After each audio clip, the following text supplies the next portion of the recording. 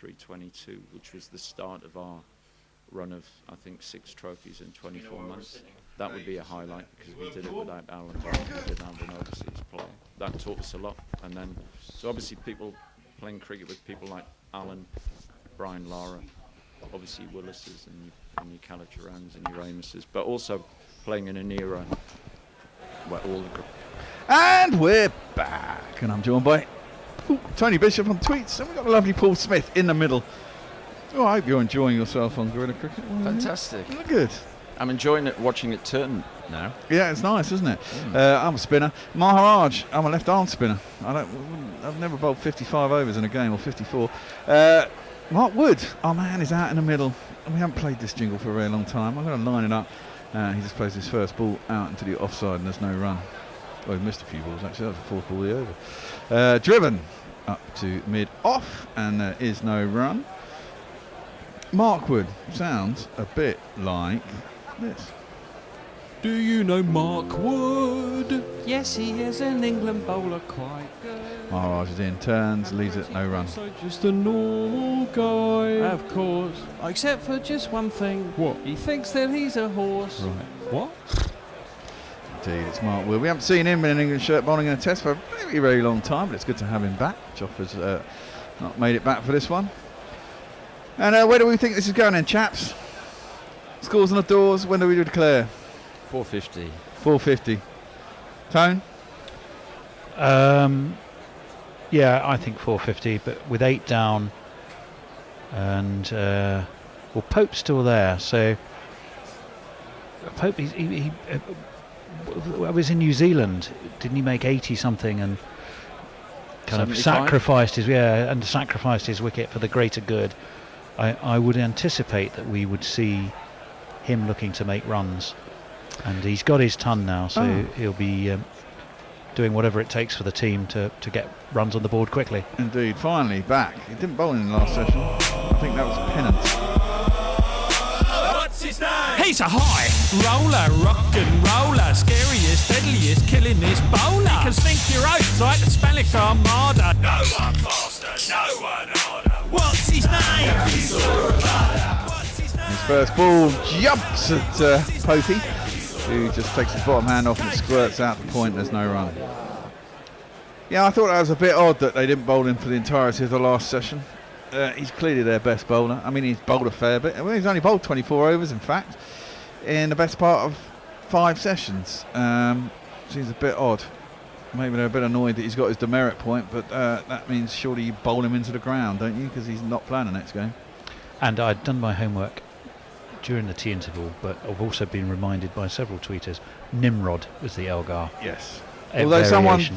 refutes that. Oh, wow. That's, I think that was a slightly slower ball. Yeah, just a little bit maybe. Maybe cross seam. But Pope was through a shot a little bit earlier. It popped up and over the head of Rabada, back to mid-off, no run. Messi Jez says, thank God NHA has her priorities right. The only really important question about the Vatican City is whether it has a pub. Jeff Perkins. Does it have a pub? I'm not sure what the answer was. Oh, here we go. Jeff Perkins says there's a single bar in the Vatican Museums which closes at 4 p.m. in conjunction with the museum's closing time. But they like the wine, don't they, the Catholic Church? Is that, Do they sell pints? well, that's what I want to know. That's cut square on your side, but Pope's not going to go for a run. I'll give it some Humpty. I'm sure Wood can give it some Humpty. He used to be an opening batsman, of course, Wood. Yeah. When he was younger. Northern boy? Northern boy, indeed. Love his He is accent. from your neck of the woods, isn't he? Yeah, he's Durham. They'd all like to be Geordies, but they're from Durham, so they're not. That doesn't count. No, they don't. I'd say that's Geordie land, but hey ho. Rabada is in. Oh, and he's gone. I think Pope has gone as a pull, surely. Or maybe it hit his shoulder. I thought it came off his gloves, but it came off really, really, really slowly and looped up to the keeper. They don't have any reviews remaining. They wasted them on a couple of poor decisions earlier. Now Rabada's asking, well, what did that hit then? Must have come off his shoulder, he thought, or maybe higher up his arm. Let's have a look on the replay. It certainly looped up and was an easy catch for the cock. Has he got it right or wrong? It's difficult to say whether it's just forearm or a little bit of glove. Let's have a look from the front. It's Forearm. difficult. You think forearm? It's almost like the band on the. Oh no, it is forearm. It's just. So the black part of the glove is attached to the glove, yeah? Yes. And what is the white thing? I think the white thing is still Sweatband. attached to the glove. No, I think it's just an extended sweatband that's attached to the glove. But hey ho, he got away with it if it did touch that. Tries to sort of get down on one knee and pull the next ball. Misses it and it goes through the keeper. There's no run. It's short. Jeff went on to say, otherwise drinkers need to head to the nearby Vaticano neighbourhood a few blocks from the Vatican in Rome. So that's the location of a pub. Phil Jones says another niche statistic, Ollie Pope is only the second 22-year-old England player to score a century, batting at number 6. Uncannily, the first was Ben Stokes with 120 at Perth in 2013. There you go. That was definitely off a bit of the glove. It was off the band that goes quite a way up his arm. It's not really anywhere near the hand, but the rules attached. say it's attached to the glove, and he should have been out, but he wasn't. And he's not walking. And he's not walking. No one walks these days, do they? Do people walk in your day? Really? Professionals? It's a sport. Depends how quick the ball was coming at them. I imagine that's true. Beautifully pulled though by Pope. Goes down a long leg and he gets himself one of these.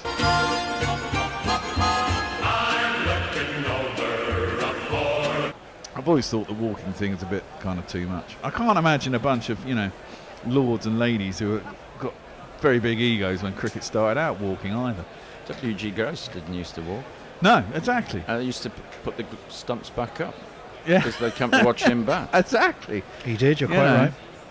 quite right. Arthur S. says a lot of Pope fans here with trumpeters and men in white coats. Average day at the Oval. Kevin Framp says pretty sure there are a few better keepers that could average 25, which is only marginally poorer than Butler. Damn sure Ben Folkes would if he was given a run. What his average? Oh, well, I'd like to see what Ben Folkes' average is because it's probably in the 40s because he's got a ton, doesn't he, in Sri Lanka. Yeah. Ryan says a Pope gets a ton and gets congratulated by a Maharaj. What a time to be alive. Nice, I like it. Let's find out. Yeah, I reckon, unless someone gets in quicker on Twitter, but I would say that Folkes' average is mid-30s. Nice! Oh, Woody! Goes down on one knee. Big old slog sweep. The man used to be an opener. Take that. He smashed it over Cow Corner. And England, I mean, they got 2 hours. They got this session. In fact, they've probably got nearer 2.5 hours, haven't they, in this session. They want to get as many runs as they can. Get a good bowl at South Africa tonight. If they can get 2 or 3 wickets tonight, they'll really put the cat amongst the pigeons. That's a beautiful shot. Fantastic shot. It's a fantastic shot. Good old slog sweep. Maharaj round a wicket. That's a good sweep as well. Down to behind squares. Is there anyone down there? Doesn't seem to be anyone down there. Someone a man at mid wicket and it's gone for 4 runs. Come on, Woody! 2 + 2 is our member. 2 + 2 is our member. He's not going to hang about. And Pope should not be afraid to rotate the strike with 440 on a board. England just need to get as many runs as they can. Get off the park. If Woody wants to have a slap and then Broad after him, and I suppose if he wants to hang around till Wood gets out, but I suppose at the end of the last over he didn't realise he was going to take chances. There's appeal there, that one turns probably about middle and leg. It might have been missing off stump as indicated by Oxenford. I thought it may have caught the gloves as well. Gone into the ground. But they don't have any reviews, and England have only reviewed once, and it was successful. It might have pitched outside leg stump, to be fair. That one he jabbed back to the bowler, and there's no run. There's a half appeal by Maharaj, but it's a bump ball. 440 for 8, England. Pope 110. Woody's 10 off 8. Maharaj 445 of 50. This is the 55th over. That could be it though for Woods. He's gone back, tried to smash that into the offside, but he's found a gap out at deep extra cover. He's got it over the infield. It went very high up in the air. He's got back for 2. 442 for 8. Big Vern didn't seem to be exactly galloping after it. Did Big he? Van doesn't gallop after a lot these days, let's be honest. He's not the greatest of fielders, not the quickest in the outfield, I would say. It's his last test series. He's been actually quite innocuous since the first test. That one's an arm ball. Maharaj bring it into the pads of Wood and flatter, and he just jabs it into his pads away on the offside and ends the over. No run. Any tweets there? Plenty. Dan De Castro's back with us. Says hi again, guys. You're legends. Thank you. And Dan has also insisting that we was talking about 500, 400 would have been enough, and we're well beyond that. Let me see. Bradley Gaming. Oh no, that's just a commercial enterprise. Jeff Perkins says, Ollie Almighty, you've taught us all the evening, morning and noonday one and made the Sappers know they're going down. Dispel our sense of doom by your scoring show. You should be the true number 6 with eternal selection victory and Test Championship points forever and ever. Game on. So I think that's... is that sort of a version of the Lord's Prayer, Jeff? I might have read it just absolutely appallingly. Well, Rabada's back in, bowling to Pope, who does that thing. He's got a nice little clip with that. Good, strong bottom hand. He's going to turn the face quite quickly and powers it up to a deep set mid-on and going through first.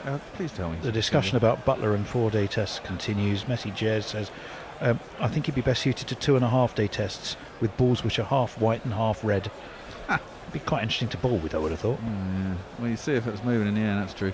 No, I think... Straight. Yeah, I think Pope has decided he's going to take Rabada, hasn't he? And let Woody have a swish at the spinner. Guided by Pope down towards third man. Patterson fields it. Backwards squirt point, sorry. Jacob. And don't take the single. Jacob is a voice of reason. He says, like I said, bar this match, he's talking about Josh Butler, of late he's been extremely unlucky and been stranded a lot. You cannot average that highly when you're stranded so often. I would disagree. He hasn't been stranded that much. He's got himself out quite a lot recently. And anyway, Ben Folkes has played 5 test matches with 10 innings, 332 runs at an average of 41.5, which you can't say a lot after 5 innings. I don't know what he's done there. Pope has gone back. I think he might have jarred something as he defended. Now, interestingly, Rob Cornwall is with you, Bear. Stranded? He was last not out on the 1st of June 2018. I was going to say, he hasn't been stranded. He's got himself out. I mean, sometimes he's got himself out and he's in his 30s or 20s and everyone else has got out at the other end, so you can't blame him for that. But sometimes how come he's unlucky, goes Rob, but other batsmen aren't good enough? So perhaps he feels there's some of our camp overly defending Joss. Rabada is in and it's close to Pope's off stump. He's trying to work it down, a third man into a gap, but he can't. There's a quite fine third man on a backward point, really. This is one for you, Gets Paul. Backward point, no run. Sanjeev says, Craig White bowling around the wicket to right-handed batsman used to give me nightmares. Very skiddy indeed. He was, Craig, yeah. He was pretty quick. He's very quick. He used to clock him. He had a sort of Jeff Thompson action with a very short run-up, didn't he? And he used to sling that ball down pretty quick. He was a fine cricketer. He was, yeah. I used to really like him. It was a good addition. Going back over the wicket now. Sorry, he was over the wicket. Rabada. 2 balls left in the over. 4-4-2 for 8. England first 400 plus scores since 2017 in the first innings. Down the leg side. Poor ball. Would have been a leg side wide in an ODI, but it's Test cricket. The debate between Jacob and Rob Cromwell is quite interesting, actually. He says, Jacob replies saying, well, been stranded in the fact that he's been left with Broad and has to try and slog his wicket, giving his wicket away. Yeah, that's a bit. That's what I mean. Sometimes these guys got out with other people at the other end, but other times he's thrown it away in quite positions where you want him to sort of stick about. I mean, today being an example, and you ask when's perfect for Butler to bat. Today was the perfect day for Butler to bat. Rabada in, short, down leg side. They're going to run through for a bye. That's the end of the over. And he's going to get through. Indeed, we'd celebrated Mark Wood's arrival at the crease with a gif of a horse skipping, to which Oliver Jones replies, I have so many questions about that gif. Jacob says, unlike Bairstow, I've just lost it, unlike Bairstow, who seemingly every innings gives his wicket away, Butler is often put to out to very good balls or is stranded. So there's clearly 2 schools of thought on this one. Yeah, run and run. He does get himself out 2 shots that he's playing because he is stranded to a degree. I kind of get that. But then today's innings like today, and it is only 1 innings, fair enough. But as I said, I mean, I can remember it within the last few matches I've watched. He's got out in exactly the same way to exactly the same bowler, and it's a bit soft. Dan De Castro again is saying I guess that's why Wood slogging. Just hope he doesn't miss one and gets struck. So sure, they want more, says Dan, but they don't need it. No, they don't. But they do only want to... oh, wow, good reverse sweep by Pope there, but hits Rabada. He's at back for a point. Messi Jez, as ever, the balanced voice of reason, says, interesting question. You seem to think that 450 is a decent declaration score. Would the answer be the same if the opposition were India or Australia? No. And I pointed out earlier, Maharaj in turns, it's a bit short, and Pope goes back, guides it down to Rabada, who's a deep third man. I'm sure he'll let... He got a run. Yeah, he did run that somewhere. Wood takes it. No, and that was my point earlier. I mean, you look at Australia's first innings score this entire summer. When they have had the chance in the first innings, genuinely they've declared over 500, haven't they? I mean, there was a 480 and somewhere in there, but pretty much every other match they've declared on 550. New Zealand were hopeless, got bowled out for bugger all. Could have been forced to follow on 2 times, or maybe in all tests. Down the track. Woody goes large. I think he's got that. The golf shot has come off. Nah, yeah. And it's over, long on. 6 runs. Come on, Woody. We love it. 450. Oh, no.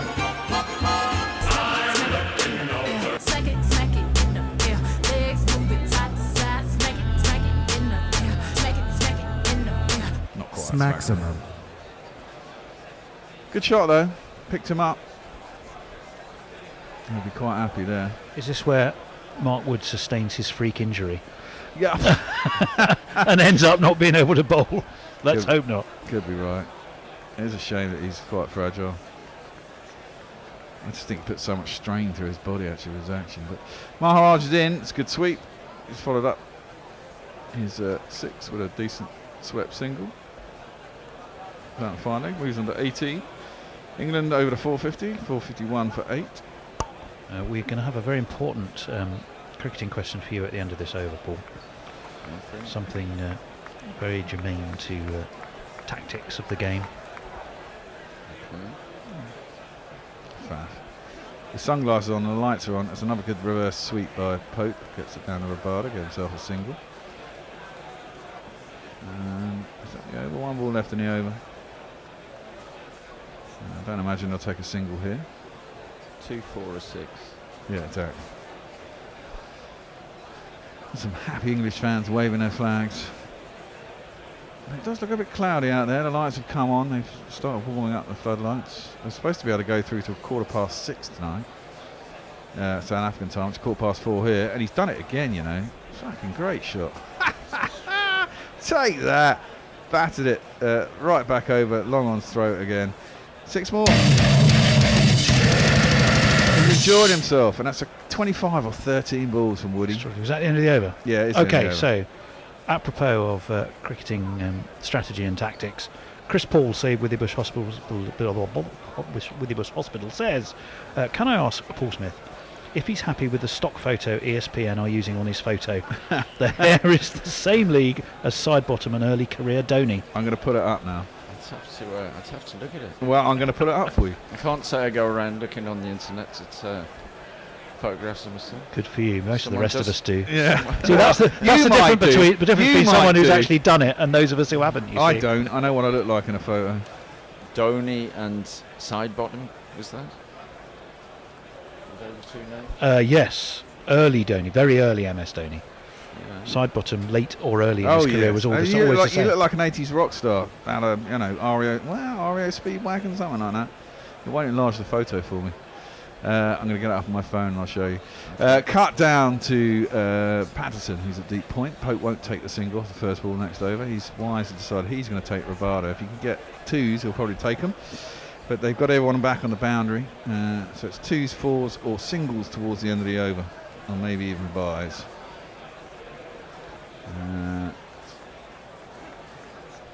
4, 5, 8 for 8, England.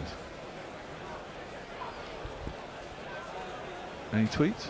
Rabada in. Oh, reverse. I don't know what to call that. It's a reverse hoik over the keeper. It's gone. In fact, it would have gone down the leg side of his bat and right hand, but he's turned his bat around. I guess he's trying to sort of reverse sweep it down a very fine third man. but he's pulled it around with the bat and got over the keeper's head, and it's gone to a very, very fine leg indeed for one of these. 2 + 2 is our man. 2 + 2 is our man. So There you go. Ben Stokes' face is a picture. He's like, how on earth did he do that? Rob Cromwell and Jacob, I'll tell you after this ball. Rabada in, he's doing it again, and it's another slower ball, and he's got it fine. It's where he went the last. I mean, meant the last one to go. That has gone to what would have been a very fine third man to the right hander, but it's a very fine leg to the left hander, and he's got another one of these. England loving it. 4-6 for 8. Rather disgruntled looking Mark Boucher we just saw there, looking over his laptop. Less than impressed, I suspect. Indeed. Well, it may be one of these times where we actually get the wood over on bloody Graham Smith. I mean, he got rid of how many cricket captains for England? It must have been 3. Into the attack, Rabada comes in, bowls, worked off his hip this time by Ollie Pope. Fine leg for Lander is pretty fine. It's gone square down towards long leg. They should have come back for 2, or they didn't take 1. No, they only took 1. 4th ball of the over. Woody said, I'll take the next 2 balls. Yeah, that's the picture they got for you on Cricket Info. Okay. Looking very young and handsome. That's very kind of you. Rob Cromwell, yes, this discussion. Of course, he is Jacob. This is obviously still the Butler discussion. He can do no wrong, can he? There are no flaws in his game. He's such a genius. We should be grateful for his 23 run average over the last 12 months. They're 23 of the best runs of every England innings. Well, we did see a little replay there of him holding a hand. Maybe it's cramp or calf or something. He's been out for a very long time. He's been out for a day now, hasn't he? When did he come in yesterday? It's humid, isn't it? It's humid, so Yeah. you do get cramp. You have to drink lots of fluid. And I tell you not to drink alcohol in such conditions. yeah, that wouldn't work for me, I'm afraid. And you're back for 6 hours? No. So then you don't have a problem with it. Yeah, indeed. Rabada in bowl. Sure, Woody's gone back, tried to slap that. Has he got that into a gap? Please say he got into a gap. No, he hasn't got into a gap. It's gone straight up in the air. It's been caught by Nortje. Come back from mid-on. Entertaining innings. I think England have declared. God, I haven't seen that in the first innings for a very long time. England, I think, have declared on 4-6-7 for 9. Wood has gone for 25 or 14. Pope's 121 not out of 215. And they're going to check for a no ball. And it's a no ball. I think the line is the umpires, and I think his heel is on the line, and I think that is a no ball. Now this is going to be interesting. But I think that wouldn't affect a declaration decision if England it decided. might do, because if he's not out, no one has to come in, and he's still swinging, isn't he? It might not do though. Well, it is a no ball. Well, it should be a no ball. This will be interesting. Yeah, it is a no Woods, ball. yes. Wood's been put in white again rather than grey. Now maybe they're asking whether the declaration counts now, because he made the declaration anyway, depending, because he was going off. Umpires are having a chat. It's given as a no ball. No, an it is a interesting no technical ball. question. Given as a no ball. Root saying we don't want to go back out again. He's got a big smile on his face, hasn't he? So they're going off anyway, or they're staying out there? Oh no. He's saying no. You stay out there then. I think you might as well get some slap happy in. I mean, there is no point in Broad going out. He's a walking wicket anyway at the moment. He's got 3,000 test match. I know. Yeah, but I think you'll But find he is a that walking that's wicket. rather I'm aware weighted of- towards the earlier part I'm of his aware of that. batting career. I mean, a lot of people that say that here, I still think he's a bit wary. I mean, he was obviously really wary after he got hit for the first year or so. But I do think now that, I mean, we give him a lot. Well, some people give him a lot of stick, but I still think he takes a long time to get in now. To be fair, but if he does get in, he can hit quick runs still, and he's still not afraid to pick it off his helmet and bash it over square leg for 6. Undoubtedly. It just takes him longer to get his iron. He's a And I bit think more the other wary. thing is you asked the question, how many players have got 3,000 test runs and how many wickets? 400, I don't know, a lot. It's an 480. awful lot. Yeah, exactly. That would be a good question when we're, Yeah. grandparents and. No, I still think, he can still hit. I've seen him hit quick 20, 15, 17, 30, 20 odd. That's quite useful at the end. Yeah, so Rooty's saying no, if you're not out, stay out there. So Rabada has to go again, and oh dear, well, he's followed him down leg side. He's probably gloved it, down to fine leg. Philander's wobbled round and picked it up. Did they go for 2 or did they not run at all? Well, I don't think Pope's in a running mood because he's got that cramp. Okay, so I he's think just going to hit it. So they're it's staying just out hit until you're out, basically. Well, I think that's the brief to Mark Wood, isn't it? And clearly, Just don't get injured while you're doing it. Clearly, the game has been given away because of a wicket falls. I think England declaring. Funnily enough. Well, I think that might be true. Yes. Rabada in. Last ball over this time. That's a beautiful shot. Stood, delivered, outside his leg stump, thwacked it. Aerial, who cares? Through the covers. Raced away to the cover boundary. 4 runs for Woody. Come on, mate. Give it some.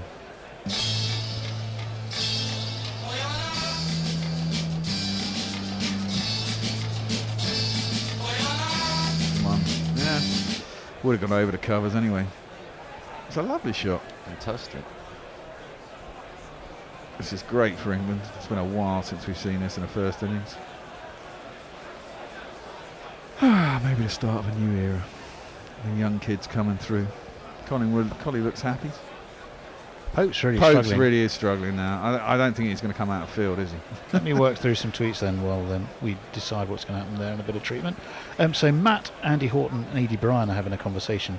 The long and short of it is Matt and Andy are looking for alternatives with no BBC commentary. And Edie Bryan said that no, BBC are not covering certain tours. Guerrilla Cricket are very good, much better than TalkSport. So Well, we thank you will very take much. that. Indeed we will. Jacob and Rob Cromwell continue to rumble on, so I'll let them rumble. John Perry says, are England rediscovering the benefit of proper test cricketers? Yep. After messing about with Hales and Roy, Burns seems settled as a traditional opener, well, when he's fit. Time Maharaj. for the same with Butler, question mark. For my money, folks couldn't have done much more to get a place in the team. Well, true. And, with what's gone on, you wouldn't have missed Butler. But, hey-ho. Ollie Pope has just reverse swept that for a couple of runs, down to a very fine third man. Partnership is 48 from 36 balls. It's a pretty good go. Into 150th over. They must be tired. South Africa 474 for 8 for England. Another nice little dab cut late.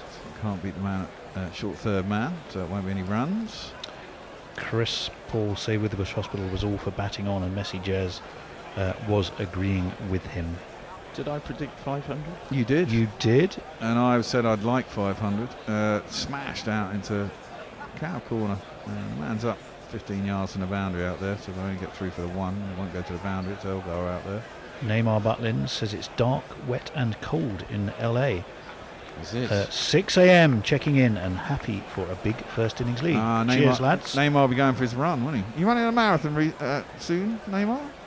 He was training for a marathon not that long ago, if I remember right. We said if you don't love Mark Wood, you're doing cricket wrong. Messi Jazz replied, or horses. You might not want to go for a run at 6 a.m. in the morning in LA. Well, that's true. Oh, look. Well, you might. That's Venice. It's another. It's not a repeat. It's not a replay. Mark Wood has just. He's taken a very big liking to Maharaj. He's gone down on one knee again. It's another slogged, swept, massive hit over long on, and it's another 6.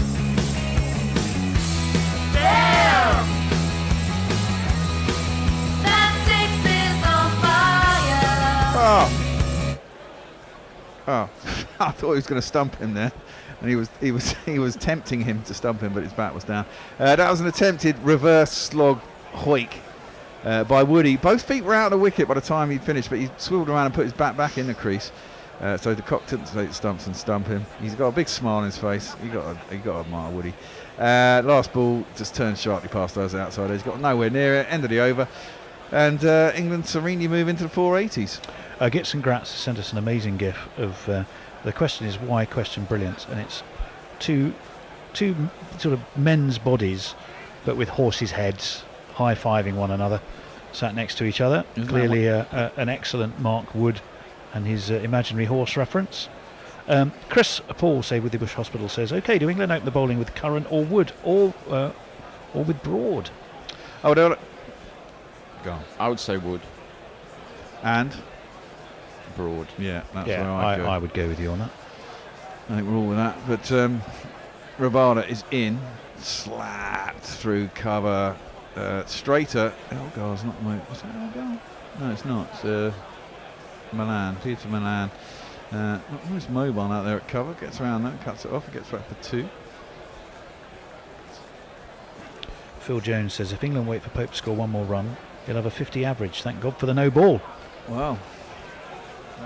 Yeah. Well, that's presuming he remains a not-out batsman at the end of this as well. Pope's on 126 off 290 deliveries. Slower ball by Rabada. But he kind of waited for it, broke his wrists and popped it up to long off. Didn't take the single. He's asking for help again. Can you? He's knackered, isn't he? Do you think he looks a little bit like Ian Bell at a glance? Yes. Do you think batting-wise as well? Because I think he plays that off drive very nicely, doesn't he? Yeah. Gets right across, leans into the ball, gets on his knees, the whole thing. It's a very stylish batsman to watch. If he plays as many test matches and gets as many runs, he'll be a great servant. Well, exactly. Hoyts that one down too long on Norkia's down there. Didn't take the single. No, it's only the third ball of the over. I think he'd rather take Rabada than Wood. But the South African fielders and bowlers must be absolutely bloody knackered now. Ravi, the heavy roller ready, has a question. He said, what's the rule about declarations? Surely once you declare, you should go, maintain that decision. Well, down the leg side, and I think that's gone straight up in the air. Or has it gone over the boundary? It's gone for 6. No, he has caught it. He's picked it up. Sorry, I thought he'd got a top edge and it gone up. But it was well down the leg side by Rabada, and Pope just followed it round. It's gone all the way over the boundary for one of these.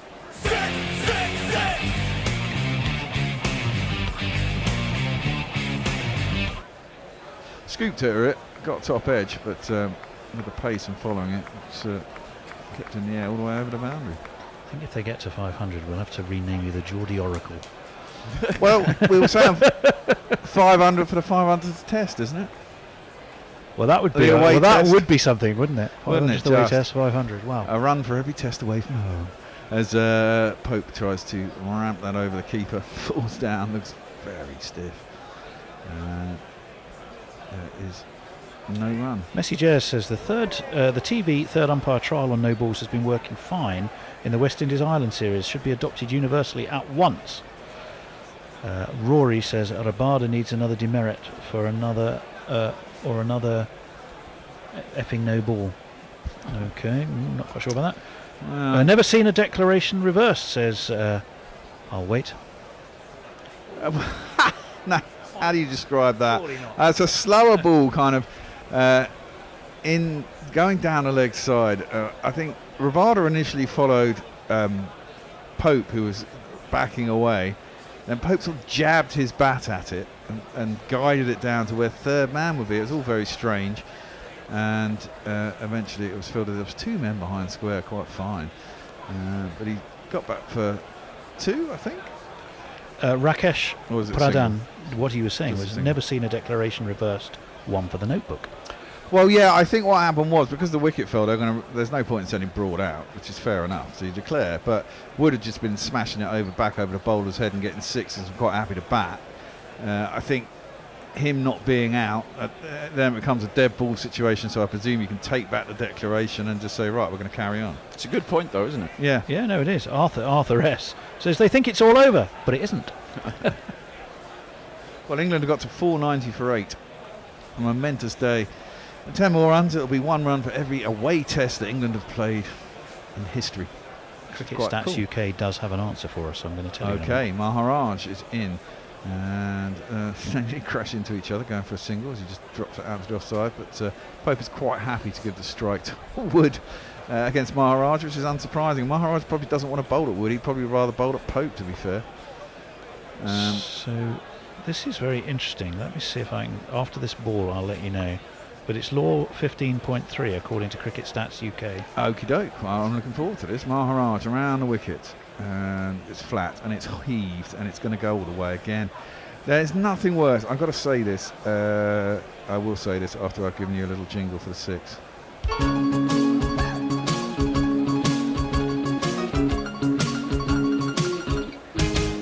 You came out of your hand and into my zone. Now it's up in the stands.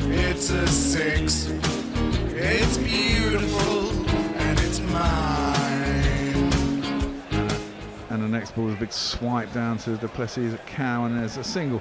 Now, the big thing is a spinner. I mean, as a left-arm spinner myself, the one thing you really don't want is once the batsman loses the fear of actually getting out, because it doesn't matter, like in a situation like this, you literally can, if they just swing through the arc, you can get taken for a lot very quickly by a not very good batsman, and it's really depressing. That's played up to mid-off, and it'll be a single to Pope, bringing Wood back on strike. Okay, law 15.3. A captain shall notify the opposing captain and the umpires of any decision to declare or to forfeit an innings. Once notified, the decision cannot be changed. Ah, right. Is that a law that hasn't been updated with the use of TV cameras and third umpires? Well, I don't know. Sounds like an authoritative source, and it's copying also Andy Zaltzman and AWS stats. So it looks like we're not playing this law. Played out to cover, that ball was, and that was no run. He's hoiked that from a long way outside off stump. Finally, Wood does go. He couldn't get enough on that, and they will be called in this time. Wood is out for 42. England 499 for 9. There's a little bit of symmetry there. They've batted really well, and they're definitely on the front foot here. But the day of possible rain on day 4, they're quite happy. Wood's racing off the field, presumably he's going to have to bat. He didn't have a massive amount of running because he kept smashing it over the wicket. Maharaj seems to be quite happy. There's a lot of applause in the crowd. Yeah, that was his fifer. five. Well done. Yes, indeed. Maharaj gets a fifer. Probably a reasonable average. What, 5 for 180? It's not too bad. 35. It's probably around about his test average. Pope remains not out, so he'll have a test average over 50. All is good. Hendo's at the door. He's going to come in and take the glory of the new ball. When England come out to bowl, I'm going to put some money on the first fall of the first wicket being under 20, hopefully 27.5. Do you think there's a sense of history missed, though? You're in your 500th away test, and you're on 499 for 9. Would you not just try and get that one extra run, or is just time? And then declare just for nice symmetry. Yeah, in an innings that isn't really taking place if you go by the rules. Well, indeed. Well, I was going to say the point about that isn't if the no ball, if you declare the event of the no ball actually didn't happen. Well, here you go. So Arthur S. has a different take on this. He said, route signal is to the batsman, not the umpires. As long as the batsmen remain within the field of play, the innings is live. That's true. We'd have to go back to where Wood was. Yeah.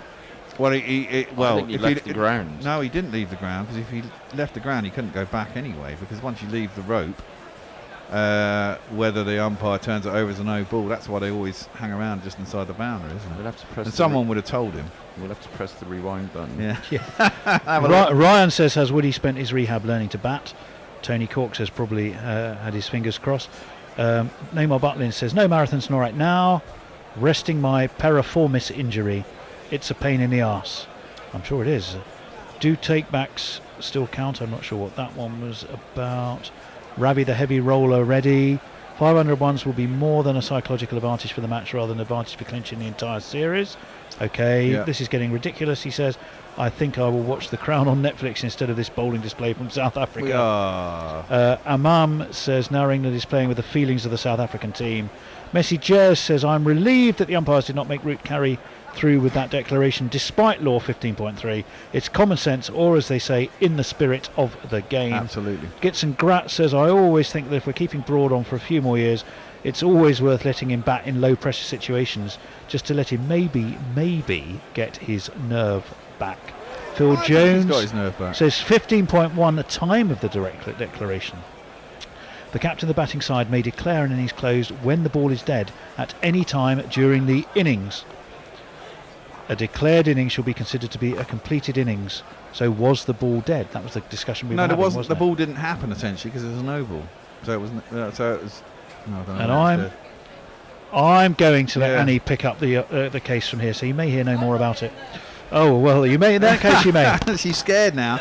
I'm going to play. Rihanna's going to tell you what you need to do to help us because we love Rihanna. And there you go. I don't know who else is coming in, but they'll be here in 38 seconds. Yep. You owe us all right. You think this alternative cricket commentary stuff comes cheap? Well, we need some dollar bills to help pay our bills. So please, go to patreon.com/GorillaCricket and sign up to make a regular monthly donation. You know there is literally nothing like Gorilla Cricket's coverage, so don't be tight. Dip into your virtual pocket and throw some cash our way. See, Rihanna knows. Patreon.com/GorillaCricket. Pay me what you want it. Pay us what you want, and hopefully that's a lot of money. Please go to patreon.com/Gorilla Cricket. Donate what you can on a monthly basis. If you donate $10 or more to us on a monthly basis, you get your name going across our YouTube and Facebook feeds right across the bottom all day long. You will be incredibly famous, watched by millions around the world, isn't it? Millions. Millions. Millions and literally millions, yeah. millions. Most of them in India. But there you go. If you want to be really famous in India, that's the way to do it. I welcome alongside me, for the first time on Jingles today, Thank God for that. it's Annie Chave. Annie, she was moaning. She was outside moaning. I'm not doing any more tweets. Moaning. I just don't keep up with them. Everybody gives me a hard time. But as I said, I think you're the best person called Annie that we've got for tweets. Thanks. I think. Anyway, Henry. on the tweets, and the best man called Knuckle on tweets today is Knuckle M. Pandy. Hello. Hello. Yeah. Why? Why? Well, we're all going why? What, Marky? We've all been practicing our Geordie accents. So obviously need to keep Paul practicing. doesn't need to, because he is a born and bred Geordie. But yeah, well, when have you seen entertainment like that?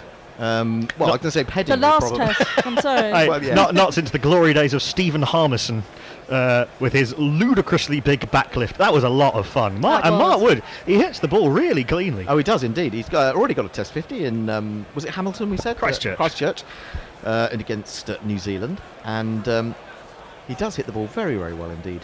He's a very handy man to have coming in at number 10 in a situation like that. And it was Beats all- Broad, doesn't it? Well, it's almost Broad's going to be sitting there sulking, is he? Yes, What- I think he's going to looking back to past glories. He'll be watching videos of that Test match at Lord's in 2010 and wondering where it all went wrong. Ollie Pope made 135 not out. What a knock from him! We saw all the innovations under the sun from him today as the innings wore on. The reverse Pope slap. The reverse Pope slap, the Vatican slice. We had various other innovations. I'm trying to think what else we saw. And he's probably the best ginger player with a headband that England have ever had. What do you reckon? Could you say Ryan Sidebottom's a bit ginger? He's a little bit ginger, isn't he? No, I think he was an honest-to-God brunette, I Do you think. think so? Yes. Also, don't think he wore a headband, did he, Ryan Sidebottom? Oh, surely he did. Surely he did when he was I running. think he let the thing... Oh, did he let it all flop over? Well, what I think Ollie Pope is doing, he's channeling Steve Smith with the headband. With the Alice band. You could be right. Yeah. Yeah, but he plays much more. We're just looking at a repeat of the. What do we If call you're it? about to say he plays better than Steve Smith, No, I steady. wasn't going to say better. I must admit, I enjoy watching him a lot more than I enjoy watching Steve Smith. Yeah, exactly. I'm trying to think how much I would enjoy watching Steve Smith if I was Australian. Probably a lot. Well, I mean, I can tell you as someone who doesn't really have a dog in the fight when England and Australia play. I mean, Steve Smith is one of the greats already, really, yeah, and certainly of the modern era. So I just enjoy watching him because of how bloody good he is. Well, I wouldn't deny that, but I just don't find him attractive to watch. I have a sort of grudging admiration, I suppose. But there you go. Different things for different things. Yeah, well, different soaps for different Sibley folks. isn't exactly No, gorgeous to watch. No. But he's our Sibley. He's our Sibley. He's our Sibley. Bless him. England made 499 for 9. That's why we're wittering away. We're waiting for the reply from South Africa. Well, I must admit, when England declared their declaration null and void and decided to go back out there again, I thought that was a bit harsh on South Africa. I think that was being a little bit sneaky and a little bit nasty. But I think it's actually a really good psychological move now, because if you were Peter Malan and Dean Elgar, despite Dean Elgar's massive experience, you'd have been really annoyed by that. You're running off, you're just about to think, I've got to get my pads on, I've got to get my batting mind in focus, and then suddenly you're back out there chasing leather for the next 20 minutes while Yeah. your Well, number 10's hitting there's 5 an sixes. answer to this, Don't bowl. Crap.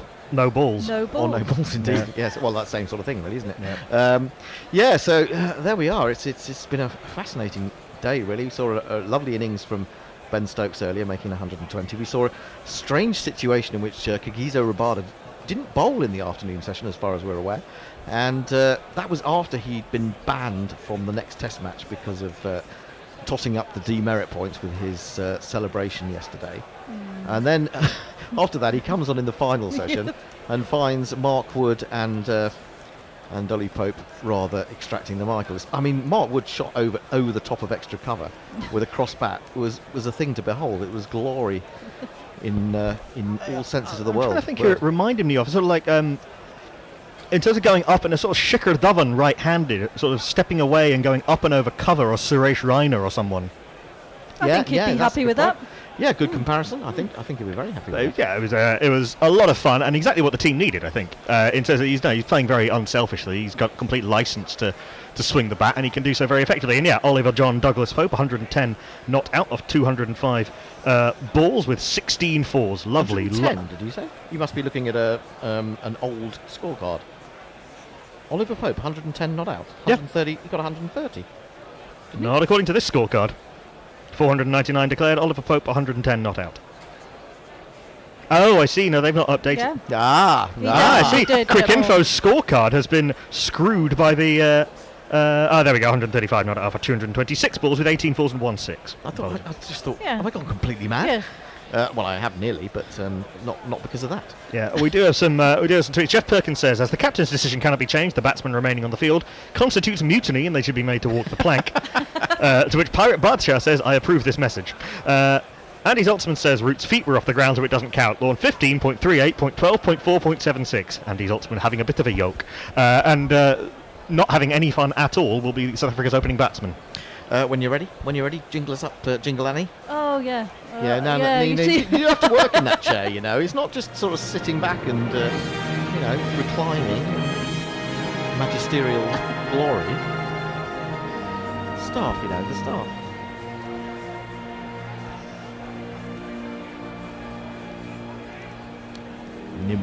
Nimrod's variation. Not the cello concerto, as we were asked earlier. Here comes Stuart Broad, round the wicket to Elgar. The only thing that could make the day worse for Elgar, really, was if he got a golden duck there. But he plays this with really nice timing. It was quite full, up to mid-on. And I thought for a moment it was going to speed away for 4. But good piece of fielding at mid-on. And there is no run. Do you want to jingle up the bowler? Oh, okay. Yeah, you got swap cards going. If his stumps were knocked down, caught 5 feet off the ground, if he trod on his stumps, if God was one of the arms. It's coming in for the Park Drive end, and Elgar was trying to take his bat out of the way of that one. It started quite wide. He was trying to defend it. Then he saw it move. He followed it a little bit, then tried to snatch bat away. Got it away between slip and gully, and it's picked up a couple of runs. So South Africa bring the deficit down to 497. And Elgar is underway. Broad goes back to his mark. He said, can I play now? You wouldn't let me bat? I'm going to have a little bit of a bowl.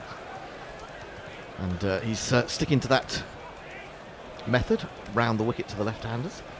He's in to Elgar, and Elgar goes back, times this nicely off the back foot. It's fumbled a little bit in the fielding of Joe Denley at backward point, but they won't escape for a single. Yeah, Dean Elgar was scoring considerably faster than usual in the second Test match, and unusually for him, got out playing a really odd, sort of an attempted hit down the ground off Dominic Bess. It was Peter Milan in the second innings who played the sort of gritty, nuggety, whatever other adjective you care to use innings from South Africa's openers. God, they haven't found 2 nuggety ones, have they? That would be too many. A nugget too many. Anyway, here comes Broad. Bowls. Oh, that's in the air, but it's running away from Denley, and it's going to go all the way to the boundary. There was hands on heads from England bowlers and fielders there, but Elgar has got away with it. He's got a boundary.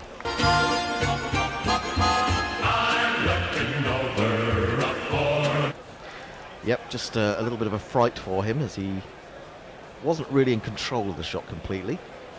Tell you what, it's tiring in this Jingles chair. You know, I've literally run out of words today.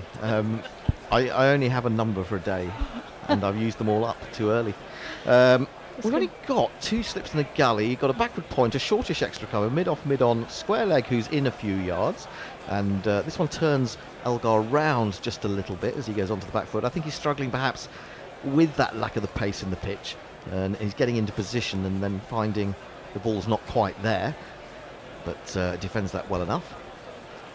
And the score remains 6 for no wicket. Still cloud cover at St George's, as we've had most of the day.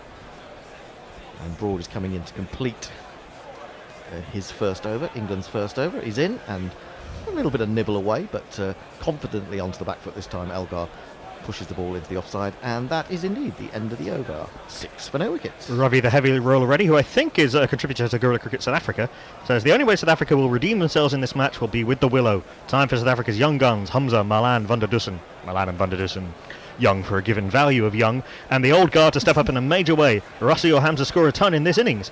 Andrew M says, Rule 21.4, the rule does not become dead on the call of the no ball. Root couldn't have declared at that point because they were checking for a no ball. Ah, so he rather jumped the gun, really, by calling them in. So he should have waited for the decision, but, you don't expect that sort of thing to happen. Peter Malan just scratching out his guard. This will be his 150th first-class game. It would be a great game in which to perform well. He's averaging 45 in first-class cricket. Very useful 80-odd in the second innings of the first test. And this is his jingle.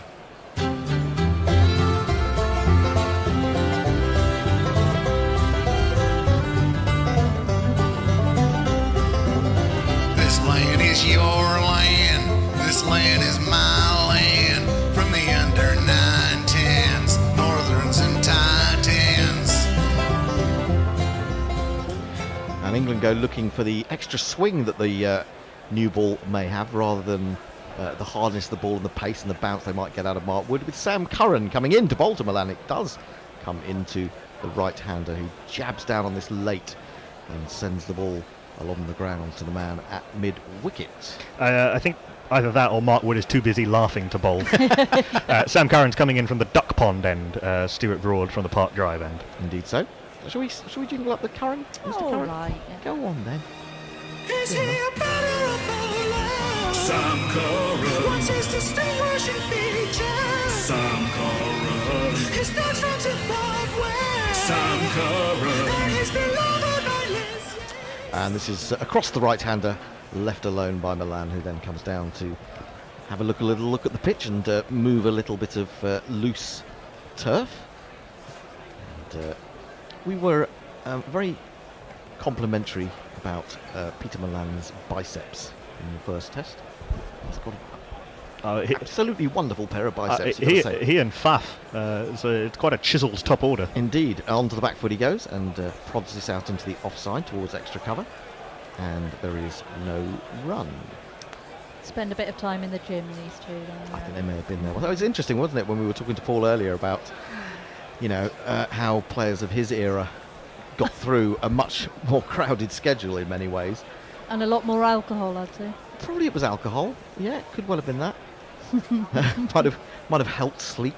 Curran then in again. The bowls to Malan. Malan's on the back foot. He defends to mid-wicket.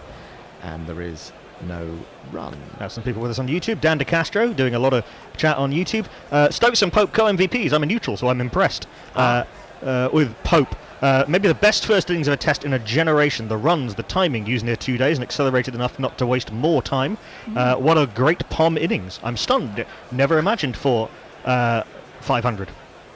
There we go. Curran up to the crease. Bowls to Malan. Down the leg side and he flicks it away. Nice timing this time. And quite a journey for Dominic Bess, who's running around from long leg to a position just behind square. Well, he hasn't done a lot, has he? He's not done a lot for Dom Bess. They picked up 2, so Malan is underway, and South Africa move to 8 without loss. News via Rajat Dalakoti from on Cricket Tracker that Smith is out. Stephen Smith is... I don't know who is saying that. Oh, they want Smith out. In fact, Smith is not out. Smith is on 77 of 81, but Marnus Labuschagne is out. Well, we spent most of the summer saying, Smith, can he get out? This one is angled across Malan. He leaves it alone. And it's through to Joss. That's the end of the first Curran over. South Africa are 8 without loss. Yeah, Mohammed Shami caught him off the bowling of Ravindra Jadeja. Jadeja's taken both wickets to fall or the last 2 wickets to fall. You got Aaron Finch as well. Manath Upshain made 46 off 47 in his first one-day international. That Stephen Smith is on 77 off 81. Alex Carey, who's very impressive and has been for the last year or so, is 200 out off 4. Australia 182 for 3. The required run rate for them is 8.83 for the last 18 overs, but they do have 7 wickets remaining. That sounds like it's going to be a close finish in that one. Elgar will take strike again. Just seeing Joss there. Yeah. Did you see that he's on the cover of the Wisden? I did. Yeah, I was quite excited about that. Yeah. Do you know a couple of things about that? Broad in bowls, Elgar in behind it, studiously pushing to extra cover. The thing, it's that magic moment where he takes off the bails in the World Cup final, which I suppose is kind of iconic. But I mean, as an iconic player, shouldn't Ben Stokes have been on the front of Wisden this year? He can't have everything. For You goodness can't. sake. No, Could you have some sort of blended image of the two of them? He got Sportsman of the Year. Oh, I see what you mean. Oh, yeah. He's ICC Cricketer of the Year. Yeah. So you want Joss to have a little bit of glory, I suppose. Yes. In comes Broad. 2 slips in the gully to Elgar. Elgar leaves a fuller ball outside the line of off stump. Broad gets moderately excited by it, sort of trying to suggest with his lips that was closer than it was. A lot of shine being put on the ball by Captain Joe Root before it's delivered back to the bowler. The Duke of Umbridge, live from the gates of hell, says, the Duchess has just told me that the heel of my front foot was in the wrong place at the altar during our marriage vows, and therefore her declaration of undying love for me has been withdrawn. Good try, Duke. Magnificent, Your Grace. No, I think you're in that one for life, mate. But a good try. Here's Broad, and he bowls to Elgar. Full ball finds an edge, short of second slip, who is the multi-talented, the award-winning, the man who should be on the front of Wisden Almanac, Ben Stokes. Ravi the Heavy Roller Ready says to us and to Annie Chave, hello, I'm a big fan of the various albums published at the many club grounds in England. We have a number of picturesque club grounds in South Africa as well. I know, Henda, I've heard you talk about Paarl, which is not a club ground. But no, well, it possibly is used as a club ground, mostly. I'm not sure. I'd be interested to know whether there is a club that plays there. Broad bowls, just getting a hint of a way swing, but defended comfortably enough by Elgar into the offside, Sibley Fields. It is a first class ground. Yeah, I'm wondering whether it is, but it has a sort of a usage when it's not being used for 4-day or 3-day cricket, or even, I suppose, domestic cricket. Actually, they've played one-day internationals at Paarl, so possibly not. They have. I think they played some of the 2003 World Cup at Paarl. I think they did. Banburyshire says Cello Concerto would have been a downer anyway, considering why it was written. We're on Elgar watch. Well, tell us more about that. Broad in bowls. Oh, now that jumps on Elgar, and he looks rather perturbed as he manages to jab that away towards square leg, but it was his bottom hand, I think, that was wrapped by that slightly, or it certainly got the shudderings through the bat handle enough to upset him. Batsmen don't really like that. It leaves you with an unpleasant tingling feeling, but he has survived. You don't want an unpleasant tingling feeling. Absolutely. I mean, a pleasant tingling feeling would be completely different. Well, I like that pleasant tingling feeling. Broad in again, jabbed off his pads. Good diving stop by little Johnny Bairstow. What's he doing out there? Maybe Mark Wood's already having to have treatment after his batting exploits. Probably Pope.